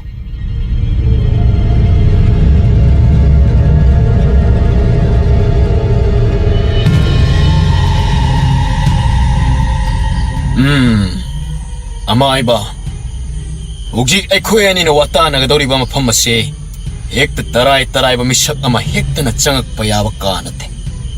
ꯃꯁꯤꯗꯤ ꯑꯩꯒꯤ ꯑꯔꯣꯟꯕ ꯋꯥꯔꯤ ꯋꯥꯇꯥꯅꯐꯝ. ꯑꯩꯅ ꯅꯪꯕꯨ ꯊꯥꯖꯕꯒꯤꯅꯤ ꯃꯐꯝ ꯑꯁꯤꯗ ꯄꯨꯁꯤꯜꯂꯛꯂꯤꯕ ꯑꯁꯤ. ꯅꯍꯥꯛꯅ ꯑꯩꯈꯣꯏꯒꯤ ꯃꯇꯦꯡ ꯄꯥꯡꯂꯤꯕ ꯑꯁꯤ ꯑꯩꯅ ꯈꯛ ꯀꯥꯎꯕ ꯇꯧꯔꯣꯏ. ꯑꯗꯨꯕꯨ ꯍꯧꯖꯤꯛ ꯅꯪꯒꯤ ꯃꯥꯏꯊꯣꯡꯗ ꯇꯥꯔꯤꯕ ꯅꯨꯡꯉꯥꯏꯇꯕ ꯃꯔꯤꯡ ꯃꯔꯥꯡꯕꯒꯤ ꯁꯛꯇꯝ ꯑꯗꯨ ꯑꯩꯅ ꯎꯕ ꯐꯪꯏ. ꯍꯥꯏꯌꯨ, ꯃꯗꯨ ꯀꯔꯤꯒꯤꯅꯣ? ꯀꯣꯅꯨꯡ ꯑꯁꯤ ꯍꯧꯖꯤꯛ ꯃꯄꯨꯡ ꯐꯥꯅ ꯇꯪꯗꯨ ꯂꯩꯇꯥꯕ ꯉꯝꯗ꯭ꯔꯤꯕ꯭ꯔꯥ? ꯏꯅꯤꯡꯊꯧ, ꯇꯁꯦꯡꯅ ꯍꯥꯏꯖꯔꯕꯗ ꯑꯩꯒꯤ ꯃꯠ ꯃꯅꯨꯡ ꯑꯁꯤꯗ ꯀꯔꯤꯒꯨꯝꯕ ꯆꯈꯤꯅ ꯑꯃꯅ ꯇꯠꯇꯅ ꯏꯟꯁꯤꯟꯗꯨꯅ ꯎꯍꯟꯕꯒꯨꯝ ꯐꯥꯎꯏ. ꯃꯗꯨꯗꯤ ꯑꯩꯍꯥꯛꯅ ꯐꯪꯂꯤꯕ ꯂꯥꯏꯙꯤꯕꯤ ꯑꯁꯤ ꯁꯨꯞꯅꯇꯒꯤ ꯈꯨꯗꯝ ꯆꯥꯡꯗꯝ ꯑꯃꯈꯛ, ꯏꯁꯣꯔꯅ ꯂꯩ ꯍꯥꯏꯕ ꯇꯥꯛꯅꯕꯒꯤ ꯄꯣꯠꯁꯛ ꯑꯃꯈꯛ. ꯑꯗꯨꯕꯨ ꯃꯗꯨꯒꯤ ꯍꯧꯔꯛꯐꯝ ꯑꯗꯨꯗꯤ ꯍꯧꯖꯤꯛꯁꯨ ꯃꯍꯥꯔꯥꯅꯤꯒꯤ ꯀꯥ ꯃꯅꯨꯡꯗ ꯁꯛꯎꯗꯅ ꯂꯩ. ꯇꯤꯃꯨ ꯂꯩꯃꯨꯒꯤ ꯃꯌꯥꯅ ꯃꯍꯨ ꯆꯦꯜꯂꯕ ꯅꯨꯡꯁꯤꯠꯀꯤ ꯃꯔꯛꯇ ꯇꯤꯟꯁꯤꯟꯗꯨꯅ ꯃꯍꯥꯔꯥꯅꯤꯒꯤ ꯅꯤꯡꯁꯥ ꯁꯣꯔ ꯍꯣꯟꯖꯤꯟꯕꯗ ꯌꯥꯎꯍꯜꯂꯒ ꯃꯍꯥꯔꯥꯅꯤꯕꯨ ꯁꯣꯟꯊꯅꯕ ꯈꯨꯖꯤꯟ ꯊꯧꯔꯥꯡ ꯁꯤꯜꯂꯦ ꯅꯤꯡꯊꯧ. ꯀꯔꯤ? ꯑꯗꯨꯗꯤ ꯍꯧꯖꯤꯛ ꯑꯩꯈꯣꯏ ꯀꯔꯤ ꯇꯧꯕ ꯇꯥꯏ? ꯑꯩꯒꯤ ꯏꯅꯥꯏꯁꯤꯡ ꯊꯥꯖꯤꯟꯗꯨꯅ ꯃꯐꯝ ꯑꯗꯨꯗ ꯀꯔꯤ ꯂꯩ ꯀꯣꯏꯊꯤ ꯊꯤꯍꯜꯂꯒꯦꯗꯣ? ꯅꯠꯇꯦ ꯅꯤꯡꯊꯧ, ꯃꯗꯨꯝꯅꯒ ꯇꯧꯔꯕꯗꯤ ꯁꯣꯏꯔꯦ. ꯃꯁꯤꯗꯤ ꯑꯩꯈꯣꯏ ꯃꯤꯑꯣꯏꯕꯒꯤ ꯈꯨꯠꯁꯨ ꯊꯥꯡꯂꯒ ꯊꯤꯕ ꯌꯥꯕ ꯅꯠꯇꯦ. ꯑꯗꯨꯝꯅ ꯀꯔꯤꯒꯨꯝꯕ ꯍꯦꯛ ꯇꯧꯔꯕ ꯄꯣꯠꯁꯦꯝ ꯑꯗꯨꯕꯨ ꯍꯦꯟꯅ ꯃꯊꯧ ꯍꯥꯞꯂꯛꯇꯨꯅ ꯃꯄꯥꯡꯒꯜ ꯍꯥꯞꯂꯛꯂꯒꯅꯤ. ꯂꯣꯏꯅꯅ ꯃꯍꯥꯔꯥꯅꯤꯒꯤ ꯀꯥꯅꯨꯡꯗ ꯅꯨꯡꯁꯤꯠ ꯆꯦꯟꯕ ꯃꯤꯑꯣꯏ ꯆꯪꯕ ꯌꯥꯗꯦ ꯍꯧꯖꯤꯛꯇꯤ. ꯑꯗꯨꯗꯤ ꯑꯃꯥꯏꯕ, ꯃꯗꯨꯒꯤ ꯐꯣꯜ ꯅꯍꯥꯛꯅ ꯑꯃꯨꯛꯇ ꯄꯨꯔꯛꯑꯣ. ꯑꯩꯒꯤ ꯊꯥꯖꯕ ꯄꯨꯝꯕ ꯅꯉꯣꯟꯗ ꯊꯝꯂꯦ. ꯅꯍꯥꯛꯅ ꯗꯔꯀꯥꯔ ꯑꯣꯏꯕ ꯈꯨꯗꯤꯡ ꯍꯥꯏꯌꯨ, ꯑꯩꯅ ꯄꯤꯒꯅꯤ. ꯏꯅꯤꯡꯊꯧ, ꯋꯥꯔꯣꯏꯁꯤꯟ ꯑꯃꯈꯛ ꯅꯅꯥꯏ ꯑꯩꯍꯥꯛꯅ ꯈꯟꯖꯩ. ꯑꯗꯨꯕꯨ ꯃꯗꯨ ꯄꯥꯡꯊꯣꯛꯄ ꯍꯥꯏꯕꯁꯦ ꯇꯔꯥꯏꯕꯗꯤ ꯑꯣꯏꯔꯣꯏ. ꯃꯍꯥꯔꯥꯅꯤꯕꯨ ꯄꯨꯟꯁꯤ ꯅꯨꯡꯁꯥꯡꯅꯕꯒꯤꯗꯃꯛ ꯊꯧꯅꯤꯒꯦ ꯍꯥꯏꯔꯕꯗꯤ ꯃꯍꯥꯛꯀꯤ ꯀꯥ ꯃꯅꯨꯡ ꯑꯗꯨꯗ ꯃꯊꯟꯇ ꯂꯩꯍꯜꯂꯒ ꯂꯥꯏꯁꯣꯟ ꯇꯤꯟꯁꯣꯟ ꯇꯧꯕ, ꯆꯕꯥꯟ ꯑꯃ ꯊꯥꯕ ꯆꯪ. ꯑꯌꯨꯛ, ꯅꯨꯡꯊꯤꯜ ꯑꯃꯗꯤ ꯅꯨꯃꯤꯗꯥꯡ ꯃꯇꯝ 3 ꯑꯁꯤꯗ ꯑꯩꯅ ꯃꯍꯥꯔꯥꯅꯤꯒꯤ ꯃꯅꯥꯛꯇ ꯀꯨꯞꯁꯤꯟ ꯁꯦꯟꯅꯅ ꯂꯩꯔꯒ ꯃꯟꯇ꯭ꯔ ꯁꯣꯟꯕ ꯑꯃ ꯆꯪꯒꯅꯤ. ꯃꯁꯤ ꯅꯠꯇꯕ ꯎꯄꯥꯏ ꯑꯃꯠꯇ ꯂꯩꯇ꯭ꯔꯦ. ꯃꯗꯨꯒꯤ ꯊꯕꯛ ꯑꯗꯨ ꯑꯣꯏꯔꯕꯗꯤ ꯑꯃꯥꯏꯕ, ꯌꯥꯝꯅ ꯀꯥ ꯍꯦꯟꯅ ꯂꯨꯁꯤꯟꯅ ꯂꯨꯝꯁꯤꯜꯂ ꯈꯜꯂꯨꯔꯅꯨ. ꯑꯔꯨꯕ ꯊꯕꯛ ꯅꯠꯇꯦ ꯃꯗꯨ. ꯑꯗꯨꯝ ꯇꯧꯔꯒ ꯐꯒꯅꯤ ꯍꯥꯏꯕ ꯋꯥꯔꯣꯏꯁꯤꯟ ꯑꯃ ꯂꯩꯔꯝꯂꯤꯕ ꯑꯗꯣ ꯑꯩꯈꯣꯏꯒꯤ ꯑꯣꯏꯅꯗꯤ ꯈ꯭ꯋꯥꯏꯗꯒꯤ ꯂꯥꯏꯕꯛ ꯐꯕꯅꯤ. ꯃꯍꯥꯔꯥꯅꯤꯒꯤ ꯀꯥ ꯅꯥꯀꯜ ꯍꯦꯛ ꯅꯝꯅꯕ ꯑꯇꯤꯊꯤ ꯂꯩꯐꯝ ꯀꯥ ꯑꯗꯨꯗ ꯅꯍꯥꯛ ꯌꯥꯇꯥꯅ ꯄꯣꯊꯥꯅ ꯂꯩ.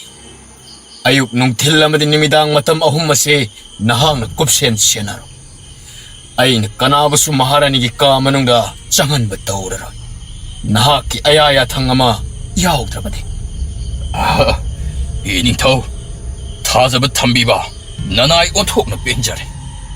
ꯏꯅꯤꯡꯊꯧ ꯑꯃꯗꯤ ꯃꯍꯥꯔꯥꯅꯤꯒꯤ ꯄꯨꯟꯁꯤ ꯑꯩꯅ ꯉꯥꯛ ꯁꯦꯟꯒꯅꯤ.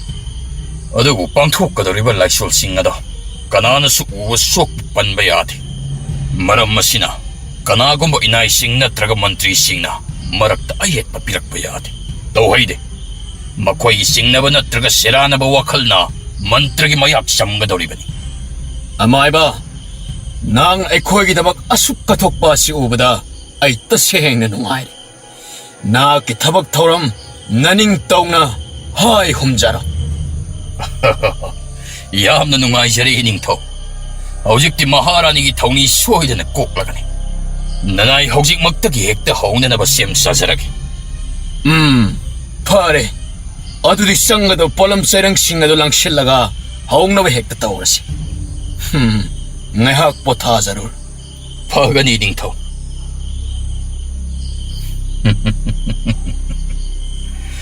ꯅꯤꯡꯊꯧ ꯑꯁꯤꯗꯤ ꯌꯥꯝꯅ ꯄꯪꯕ ꯆꯥꯅꯤꯗꯅ ꯃꯍꯥꯛꯅꯗꯤ ꯑꯩꯕꯨ ꯃꯍꯥꯛꯄꯨ ꯉꯥꯛ ꯁꯦꯜꯂꯤꯕꯅꯤ ꯍꯥꯏꯅ ꯈꯟꯖꯔꯤꯕꯅꯤꯅꯦ ꯑꯗꯨꯕꯨ ꯑꯩꯅꯗꯤ ꯃꯍꯥꯛꯄꯨ ꯃꯈꯣꯡꯗꯒꯤ ꯍꯧꯅ ꯃꯔꯥ ꯌꯥꯎꯅ ꯐꯨꯛꯇꯠꯄ ꯍꯧꯔꯦ ꯍꯥꯏꯕꯁꯤꯃꯗꯤ ꯃꯍꯥꯛꯅꯗꯤ ꯈꯟꯖꯗ꯭ꯔꯤꯅꯦ ꯍꯞꯇꯥ ꯑꯃ ꯃꯁꯤꯅ ꯑꯩꯒꯤ ꯊꯧꯔꯥꯡꯗꯗꯤ ꯃꯇꯤꯛ ꯆꯥꯅ ꯂꯦꯝ ꯄꯥꯅ ꯀꯣꯟꯅꯔꯕ ꯃꯇꯝ ꯑꯣꯏꯒꯗꯧꯔꯤꯗꯅ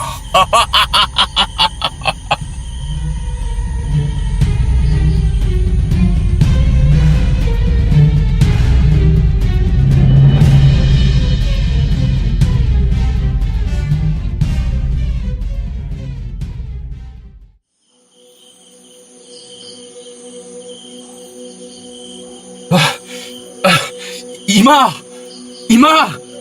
바바! ꯑꯩ ꯑꯃꯨꯛꯁꯨ ꯃꯪꯂꯥꯟ ꯑꯗꯨ ꯃꯪꯂꯦ 이마! ꯏꯁꯣꯔꯅ ꯑꯩꯒꯤ ꯃꯪꯂꯥꯟꯗ ꯂꯥꯛꯂꯒ ꯑꯣꯏꯗꯕ ꯃꯤꯅꯝꯕꯒꯤ ꯃꯔꯨꯝꯗ ꯑꯁꯦꯡꯕ ꯑꯆꯨꯝꯕ ꯂꯩꯕꯒꯤ ꯂꯤꯈꯨꯜ ꯑꯗꯨ ꯇꯥꯛꯄꯤꯔꯦ 이마! 바바! ꯏꯄꯥꯒꯤ ꯀꯣꯛꯍꯜ ꯏꯆꯥꯅ ꯅꯨꯃꯤꯠ ꯈꯨꯗꯤꯡꯒꯤ ꯃꯪꯂꯤꯕ ꯃꯪꯂꯥꯟ ꯑꯁꯤꯕꯨ ꯀꯔꯤꯅꯣ ꯏꯆꯥꯒꯤ ꯋꯥꯈꯜꯗ ꯑꯗꯨꯛ ꯂꯨꯝꯕ ꯄꯣꯠꯂꯨꯝ ꯄꯨꯔꯤꯕꯣ 이붕어, 피장기 마rum다 쿰두나 탐리바도 까리노 이마다 생나 하요. 낭나 또이나 망리바 망란 아시나 낭 빠바 이마 아이코에 이니부 얌나 미빠이바 파월레 이마 아이코이기 레바키 마하라니나 마사 뽀빵감데 하리바세 아생바 좀 봐라 ꯍꯣꯏ ꯏꯕꯨꯡꯉꯣ ꯑꯁꯦꯡꯕꯅꯤ ꯀꯣꯅꯨꯡ ꯃꯅꯨꯡꯗ ꯈꯛ ꯋꯥꯐꯝ ꯑꯁꯤꯅ ꯅꯨꯡꯉꯥꯏꯍꯟꯗꯕꯗ ꯅꯠꯇꯅ ꯂꯩꯕꯥꯛ ꯑꯁꯤꯗ ꯂꯩꯔꯤꯕ ꯄ꯭ꯔꯖꯥ ꯃꯤꯌꯥꯝ ꯌꯥꯎꯅ ꯋꯥꯐꯝ ꯑꯁꯤꯅ ꯅꯨꯡꯉꯥꯏꯇꯅ ꯂꯩꯔꯤꯕꯅꯤ ꯃꯥꯏꯕ ꯀꯣꯛꯂꯦꯟ ꯀꯧꯕ ꯑꯃꯥꯏꯕ ꯑꯃꯅ ꯀꯣꯅꯨꯡꯗ ꯑꯌꯨꯛ ꯅꯨꯡꯊꯤꯜ ꯃꯟꯇ꯭ꯔ ꯁꯣꯜꯂꯒ ꯉꯥꯛ ꯁꯦꯟꯗꯨꯅ ꯍꯧꯖꯤꯛ ꯂꯩꯔꯤ ꯑꯗꯨꯕꯨ ꯃꯗꯨꯅꯁꯨ ꯀꯔꯤꯁꯨ ꯑꯐꯕ ꯐꯜ ꯐꯪꯕ ꯉꯝꯗ꯭ꯔꯦ ꯅꯠꯇꯦ ꯕꯥꯕꯥ ꯃꯗꯨ ꯑꯃꯠꯇ ꯅꯠꯇꯦ ꯄꯨꯝꯅꯃꯛ ꯍꯥꯏꯔꯤꯕ ꯃꯥꯏꯕ ꯀꯣꯛꯂꯦꯟ ꯑꯗꯨꯅ ꯃꯍꯥꯔꯥꯅꯤꯕꯨ ꯄꯥꯝꯕꯗꯒꯤ ꯃꯥꯒꯤ ꯇꯥꯂꯣꯏ ꯑꯣꯏꯅꯤꯡꯕꯗꯒꯤ ꯅꯝꯊꯥꯛ ꯇꯧꯔꯤꯕꯅꯤ ꯃꯍꯥꯔꯥꯅꯤꯒꯤ ꯐꯃꯨꯡ ꯃꯈꯥꯗ ꯂꯩꯄꯥꯛ ꯃꯅꯨꯡꯗ ꯑꯉꯥꯡꯒꯤ ꯃꯇꯝ ꯁꯥꯗꯨꯅ ꯂꯥꯏꯙꯤꯕꯤ ꯑꯃ ꯄꯨꯊꯣꯔꯛꯈꯤꯕ ꯑꯗꯣ ꯃꯗꯨꯒ ꯆꯞ ꯃꯥꯟꯅꯕ ꯑꯃꯁꯨ ꯂꯩꯔꯤ ꯃꯗꯨꯅ ꯃꯔꯝ ꯑꯣꯏꯔꯒ ꯂꯩꯄꯥꯛ ꯑꯁꯤꯒꯤ ꯃꯍꯥꯔꯥꯅꯤꯅ ꯃꯆꯥ ꯄꯣꯛꯄ ꯉꯝꯗꯅ ꯂꯩꯔꯤꯕꯅꯤ 이붕어, 아시군바 와하이세 마tung amuk 하이가누고 konunggi maramda ngang yade ko isa kanagumba na takrabadi ay ko'y pumba ningthawgi serak panggadawribani 이마 ꯑꯩꯒꯤ ꯃꯪꯂꯥꯟꯗ ꯂꯥꯛꯂꯤꯕ ꯏꯁꯣꯔ ꯑꯗꯣ ꯃꯍꯥꯛꯅ ꯑꯩꯕꯨ ꯃꯍꯥꯔꯥꯅꯤꯒꯤ ꯃꯇꯦꯡ ꯄꯥꯡꯅꯅꯕ ꯇꯠꯇꯅ ꯍꯥꯏꯕꯤꯕꯅꯤ ꯂꯥꯏꯙꯤꯕꯤ ꯑꯗꯨꯒꯤ ꯂꯩꯐꯝꯁꯨ ꯃꯍꯥꯛꯅ ꯑꯩꯉꯣꯟꯗ ꯎꯍꯜꯂꯦ ꯑꯩ ꯏꯅꯤꯡꯊꯧ ꯑꯃꯗꯤ ꯃꯍꯥꯔꯥꯅꯤꯒꯤ ꯃꯇꯦꯡ ꯄꯥꯡꯕ ꯄꯥꯝꯃꯤ ꯃꯍꯥꯔꯥꯅꯤꯅ ꯑꯁꯨꯛ ꯀꯨꯏꯕ ꯃꯇꯝ ꯑꯁꯦ ꯋꯥꯅ ꯈꯪꯂꯝꯒꯗꯕ ꯑꯗꯣ ꯅꯁꯥꯅ ꯍꯧꯖꯤꯛꯇꯤ ꯈꯪꯂꯦ ꯏꯃꯥ ꯃꯥꯏꯕ ꯑꯗꯨꯅ ꯃꯍꯥꯛꯀꯤ ꯐꯨꯡꯒꯥ ꯂꯩꯔꯨꯒꯤ ꯃꯈꯥꯗ ꯇꯧꯊꯣꯛꯇꯨꯅ ꯐꯨꯝꯂꯒ ꯊꯝꯕꯅꯤ ꯃꯗꯨꯕꯨ ꯍꯦꯛ ꯂꯧꯊꯣꯛꯇ꯭ꯔꯤꯕ ꯐꯥꯎꯕꯗꯤ ꯃꯍꯥꯔꯥꯅꯤꯒꯤ ꯃꯆꯥ ꯄꯣꯛꯄ ꯉꯝꯂꯣꯏ ꯑꯗꯨꯒ ꯃꯁꯥꯁꯨ ꯇꯞꯅ ꯁꯔꯨ ꯆꯥꯁꯤꯜꯂꯛꯇꯨꯅ ꯊꯋꯥꯏ ꯂꯧꯈꯤꯒꯅꯤ ꯀꯣꯛꯂꯦꯟ ꯍꯥꯏꯔꯤꯕ ꯃꯥꯏꯕ ꯑꯗꯣ ꯌꯥꯝꯅ ꯇꯝꯊꯤꯕ ꯌꯥꯝꯅ ꯐꯠꯇꯕ ꯑꯃꯥꯏꯕꯅꯤ ꯑꯩ ꯂꯩꯄꯥꯛ ꯑꯁꯤꯕꯨ ꯑꯃꯨꯛ ꯍꯟꯅ ꯁꯥꯟꯇꯤ ꯂꯥꯛꯂꯒ ꯏꯅꯤꯡꯊꯧ ꯑꯃꯗꯤ ꯃꯍꯥꯔꯥꯅꯤꯅ ꯍꯔꯥꯎ ꯇꯌꯥꯝꯅ ꯄꯥꯡꯈꯤꯕꯗꯣ ꯅꯆꯥꯅ ꯄꯥꯝꯖꯩ ꯏꯃꯥ ꯑꯩꯈꯣꯏ ꯀꯣꯅꯨꯡꯗ ꯆꯠꯀꯗꯕꯅꯤꯀꯣ ꯏꯕꯨꯡꯉꯣ ꯑꯩꯈꯣꯏ ꯂꯥꯏꯔꯕ ꯂꯧꯃꯤꯅꯤ ꯀꯣꯅꯨꯡꯗ ꯑꯩꯈꯣꯏꯒꯤ ꯋꯥ ꯀꯅꯥꯅ ꯇꯥꯕꯤꯒꯅꯤ ꯑꯩ ꯃꯪꯂꯥꯟꯒꯤ ꯑꯁꯦꯡꯕ ꯃꯃꯤꯗꯣ ꯏꯅꯤꯡꯊꯧꯗ ꯇꯥꯛꯀꯗꯕꯅꯤ ꯑꯗꯨꯒ ꯐꯠꯇ꯭ꯔꯕ ꯑꯃꯥꯏꯕ ꯀꯣꯛꯂꯦꯟꯕꯨ ꯃꯄꯨꯟꯁꯤ ꯆꯨꯞꯄ ꯀꯩꯁꯨꯝ ꯁꯪꯗ ꯅꯝꯁꯤꯟꯗꯨꯅ ꯊꯝꯒꯗꯕꯅꯤ ꯑꯁꯦꯡꯕ ꯑꯆꯨꯝꯕ ꯍꯥꯏꯕꯗ ꯂꯥꯏꯔꯕ ꯍꯥꯏꯕ ꯑꯃꯃꯨꯛ ꯂꯩꯇꯦ ꯏꯃꯥ ꯕꯥꯕꯥ ꯑꯩꯈꯣꯏ ꯇꯨꯡꯒꯤ ꯂꯩꯄꯥꯛ ꯑꯁꯤꯒꯤ ꯈꯜꯂꯒ ꯏꯅꯤꯡꯊꯧꯒꯤ ꯃꯇꯦꯡ ꯑꯃꯨꯛꯇ ꯄꯥꯡꯁꯤꯅꯦ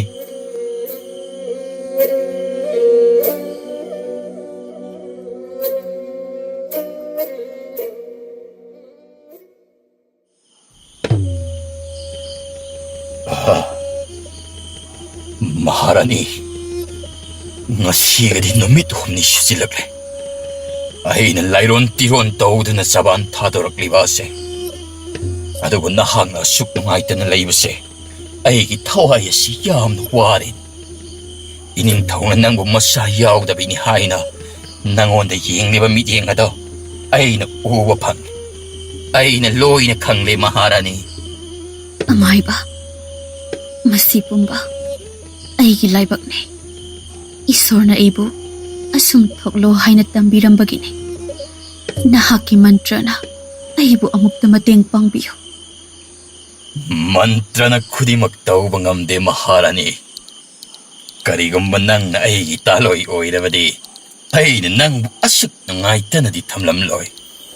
Kari, Nahaki phajabase konunggi wangna koina khadana thamliba ballasigi marakta kemkibado maiba koklen aina di pamjadeda.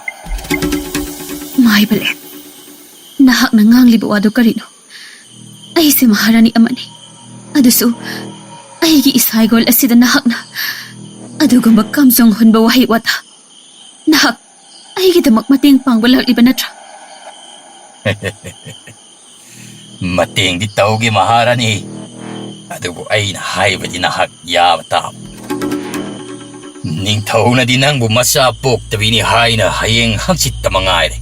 Nangbu thadok pirakadaba. Ayngonda nangna layjarabadi nangi apama supigani. Adugo napunsi chuppa haraw minokta thamlaga nungaina linjaganine. Nang magna asigamba, ay ngoda nang thak gani hay na kaludabane. Ay, ining thawda waran pumba amata chithadana. Nangi asigamba, maibagi saklonda. Hanggoy bali sa chatkit thorang ba ay naloy na tamthokani. Ningthaw da haigani haiba. Nangi wabu kanana thajabigadawriba. Ningthaw di ay wahayda punglup-luptana thajarabani. Ay langda thurabani mahak nahakki ningthaw ado. Hayna haiba khuding mahak asingboyna lawgani. Nang aigi taloy oiraba matamdata ayna phumjinduna thamliba posak adabu lawthokani. Aduga nahak matam kuina ningjarakko manglan ayna thungangani. Maharani, munna khanbiyo. Ahing asi yam sanggani. Punging haksang yauna tinnamuktang yothabiyone Maharani. Apamba aningba khanbagi matampiri ayna nangonda. Khanbiyo Maharani.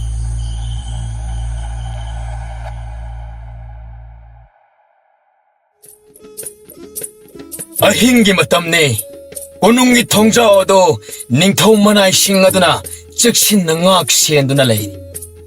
Kokhal lamade magi mapa chingsang thongjao adabu yoksillagle.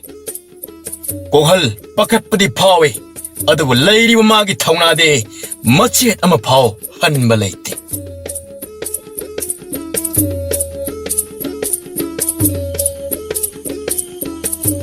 Hey, kanano?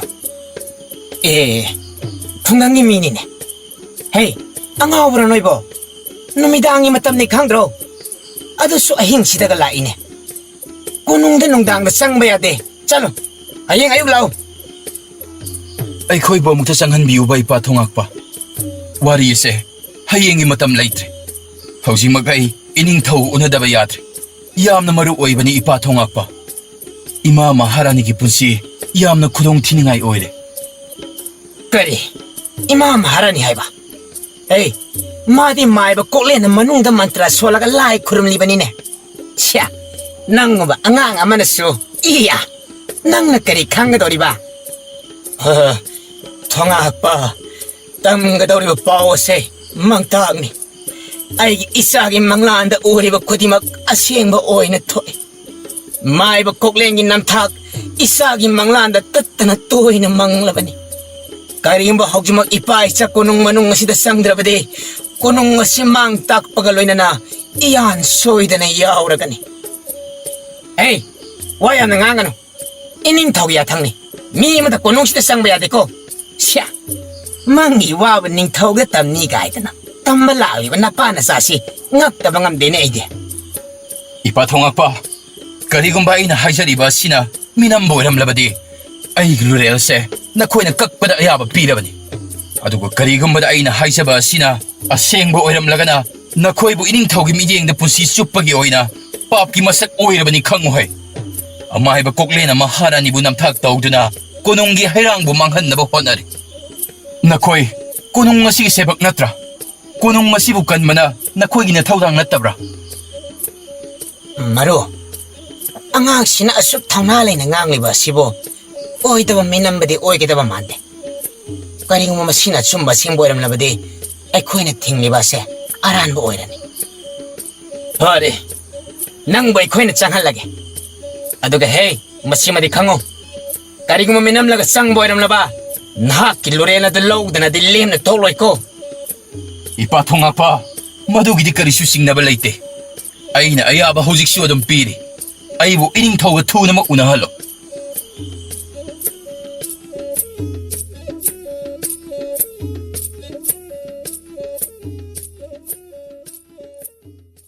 ꯃꯍꯥꯔꯥꯅꯤꯒꯤ ꯀꯥ ꯃꯅꯨꯡ ꯑꯗꯨꯗ ꯑꯆꯧꯕ ꯏꯔꯥꯡ ꯏꯍꯧ ꯑꯃ ꯊꯣꯛꯂꯤ ꯃꯥꯏꯕ ꯀꯣꯛꯂꯦꯟ ꯃꯁꯥꯕꯨ ꯀꯟꯖꯅꯕ ꯑꯔꯥꯟꯕ ꯇꯧꯗꯦ ꯍꯥꯏꯅ ꯅꯤꯡꯊꯧꯒꯤ ꯃꯃꯥꯡꯗ ꯀꯟꯅ ꯁꯦꯡꯗꯣꯛꯂꯤ ꯑꯗꯨꯕꯨ ꯀꯣꯛꯍꯜꯗꯦ ꯊꯧꯅꯥ ꯍꯟꯕ ꯂꯩꯇꯦ ꯃꯥꯏꯕ ꯀꯣꯛꯂꯦꯟꯒꯤ ꯑꯣꯏꯗꯕ ꯋꯥꯔꯣꯜ ꯃꯌꯥꯝ ꯑꯗꯨꯕꯨ ꯃꯃꯤꯠ ꯁꯪꯇ꯭ꯔꯤꯛ ꯌꯦꯡꯗꯨꯅ ꯁꯥꯎꯅ ꯂꯩꯔꯤ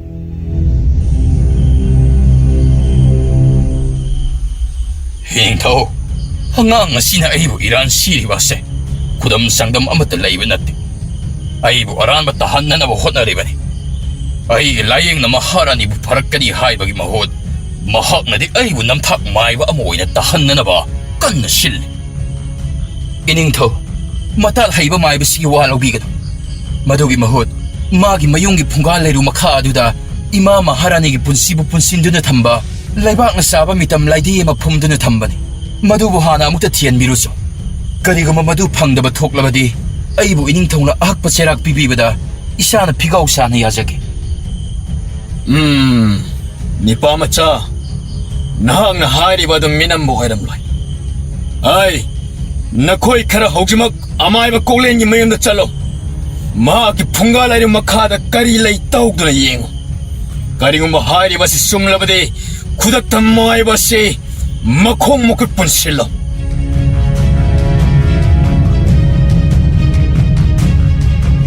ꯃꯅꯥꯏꯁꯤꯡ ꯑꯗꯨ ꯅꯤꯡꯊꯧꯒꯤ ꯌꯥꯊꯪ ꯃꯇꯨꯡ ꯏꯟꯅ ꯃꯥꯏꯕ ꯀꯣꯛꯂꯦꯟꯒꯤ ꯃꯌꯨꯝꯗ ꯊꯤꯟꯊꯕ ꯇꯧꯗ ꯁꯒꯣꯜ ꯈꯨꯃꯥꯡ ꯊꯥꯗꯨꯅ ꯈꯣꯡꯁꯥꯟꯈ꯭ꯔꯦ ꯃꯥꯏꯕ ꯀꯣꯛꯂꯦꯟ ꯈꯨꯗꯛꯇ ꯃꯃꯥꯏ ꯃꯃꯤꯠ ꯉꯥꯡꯁꯤꯜꯂꯛꯏ ꯉꯥꯏꯍꯥꯛ ꯂꯩꯔꯕ ꯃꯇꯨꯡ ꯃꯅꯥꯏꯁꯤꯡ ꯑꯗꯨ ꯃꯌꯨꯝ ꯑꯃ ꯄꯥꯏꯔꯒ ꯃꯍꯥꯔꯥꯅꯤꯅ ꯂꯩꯔꯤꯕ ꯀꯥ ꯑꯗꯨꯗ ꯆꯪꯂꯛꯏ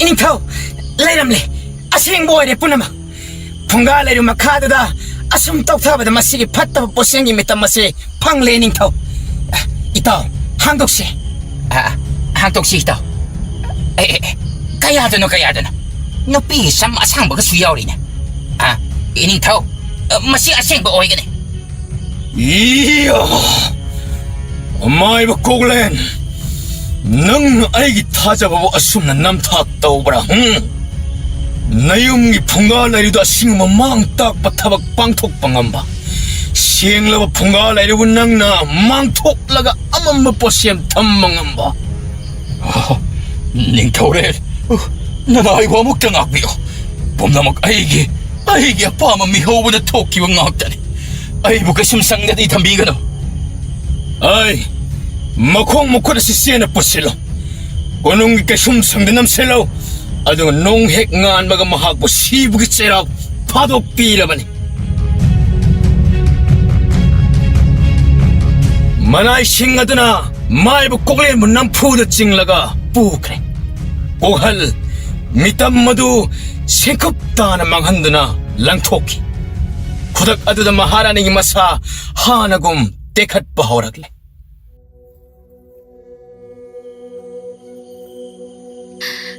이닝타오 아이기 학상 북닝 와클라세 양양부금 이사세 방하드 하라오부금 하우락레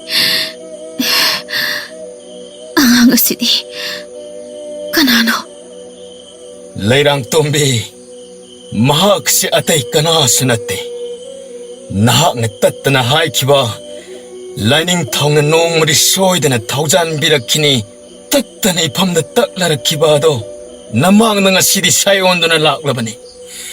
Mahak kiminglen, kokhal,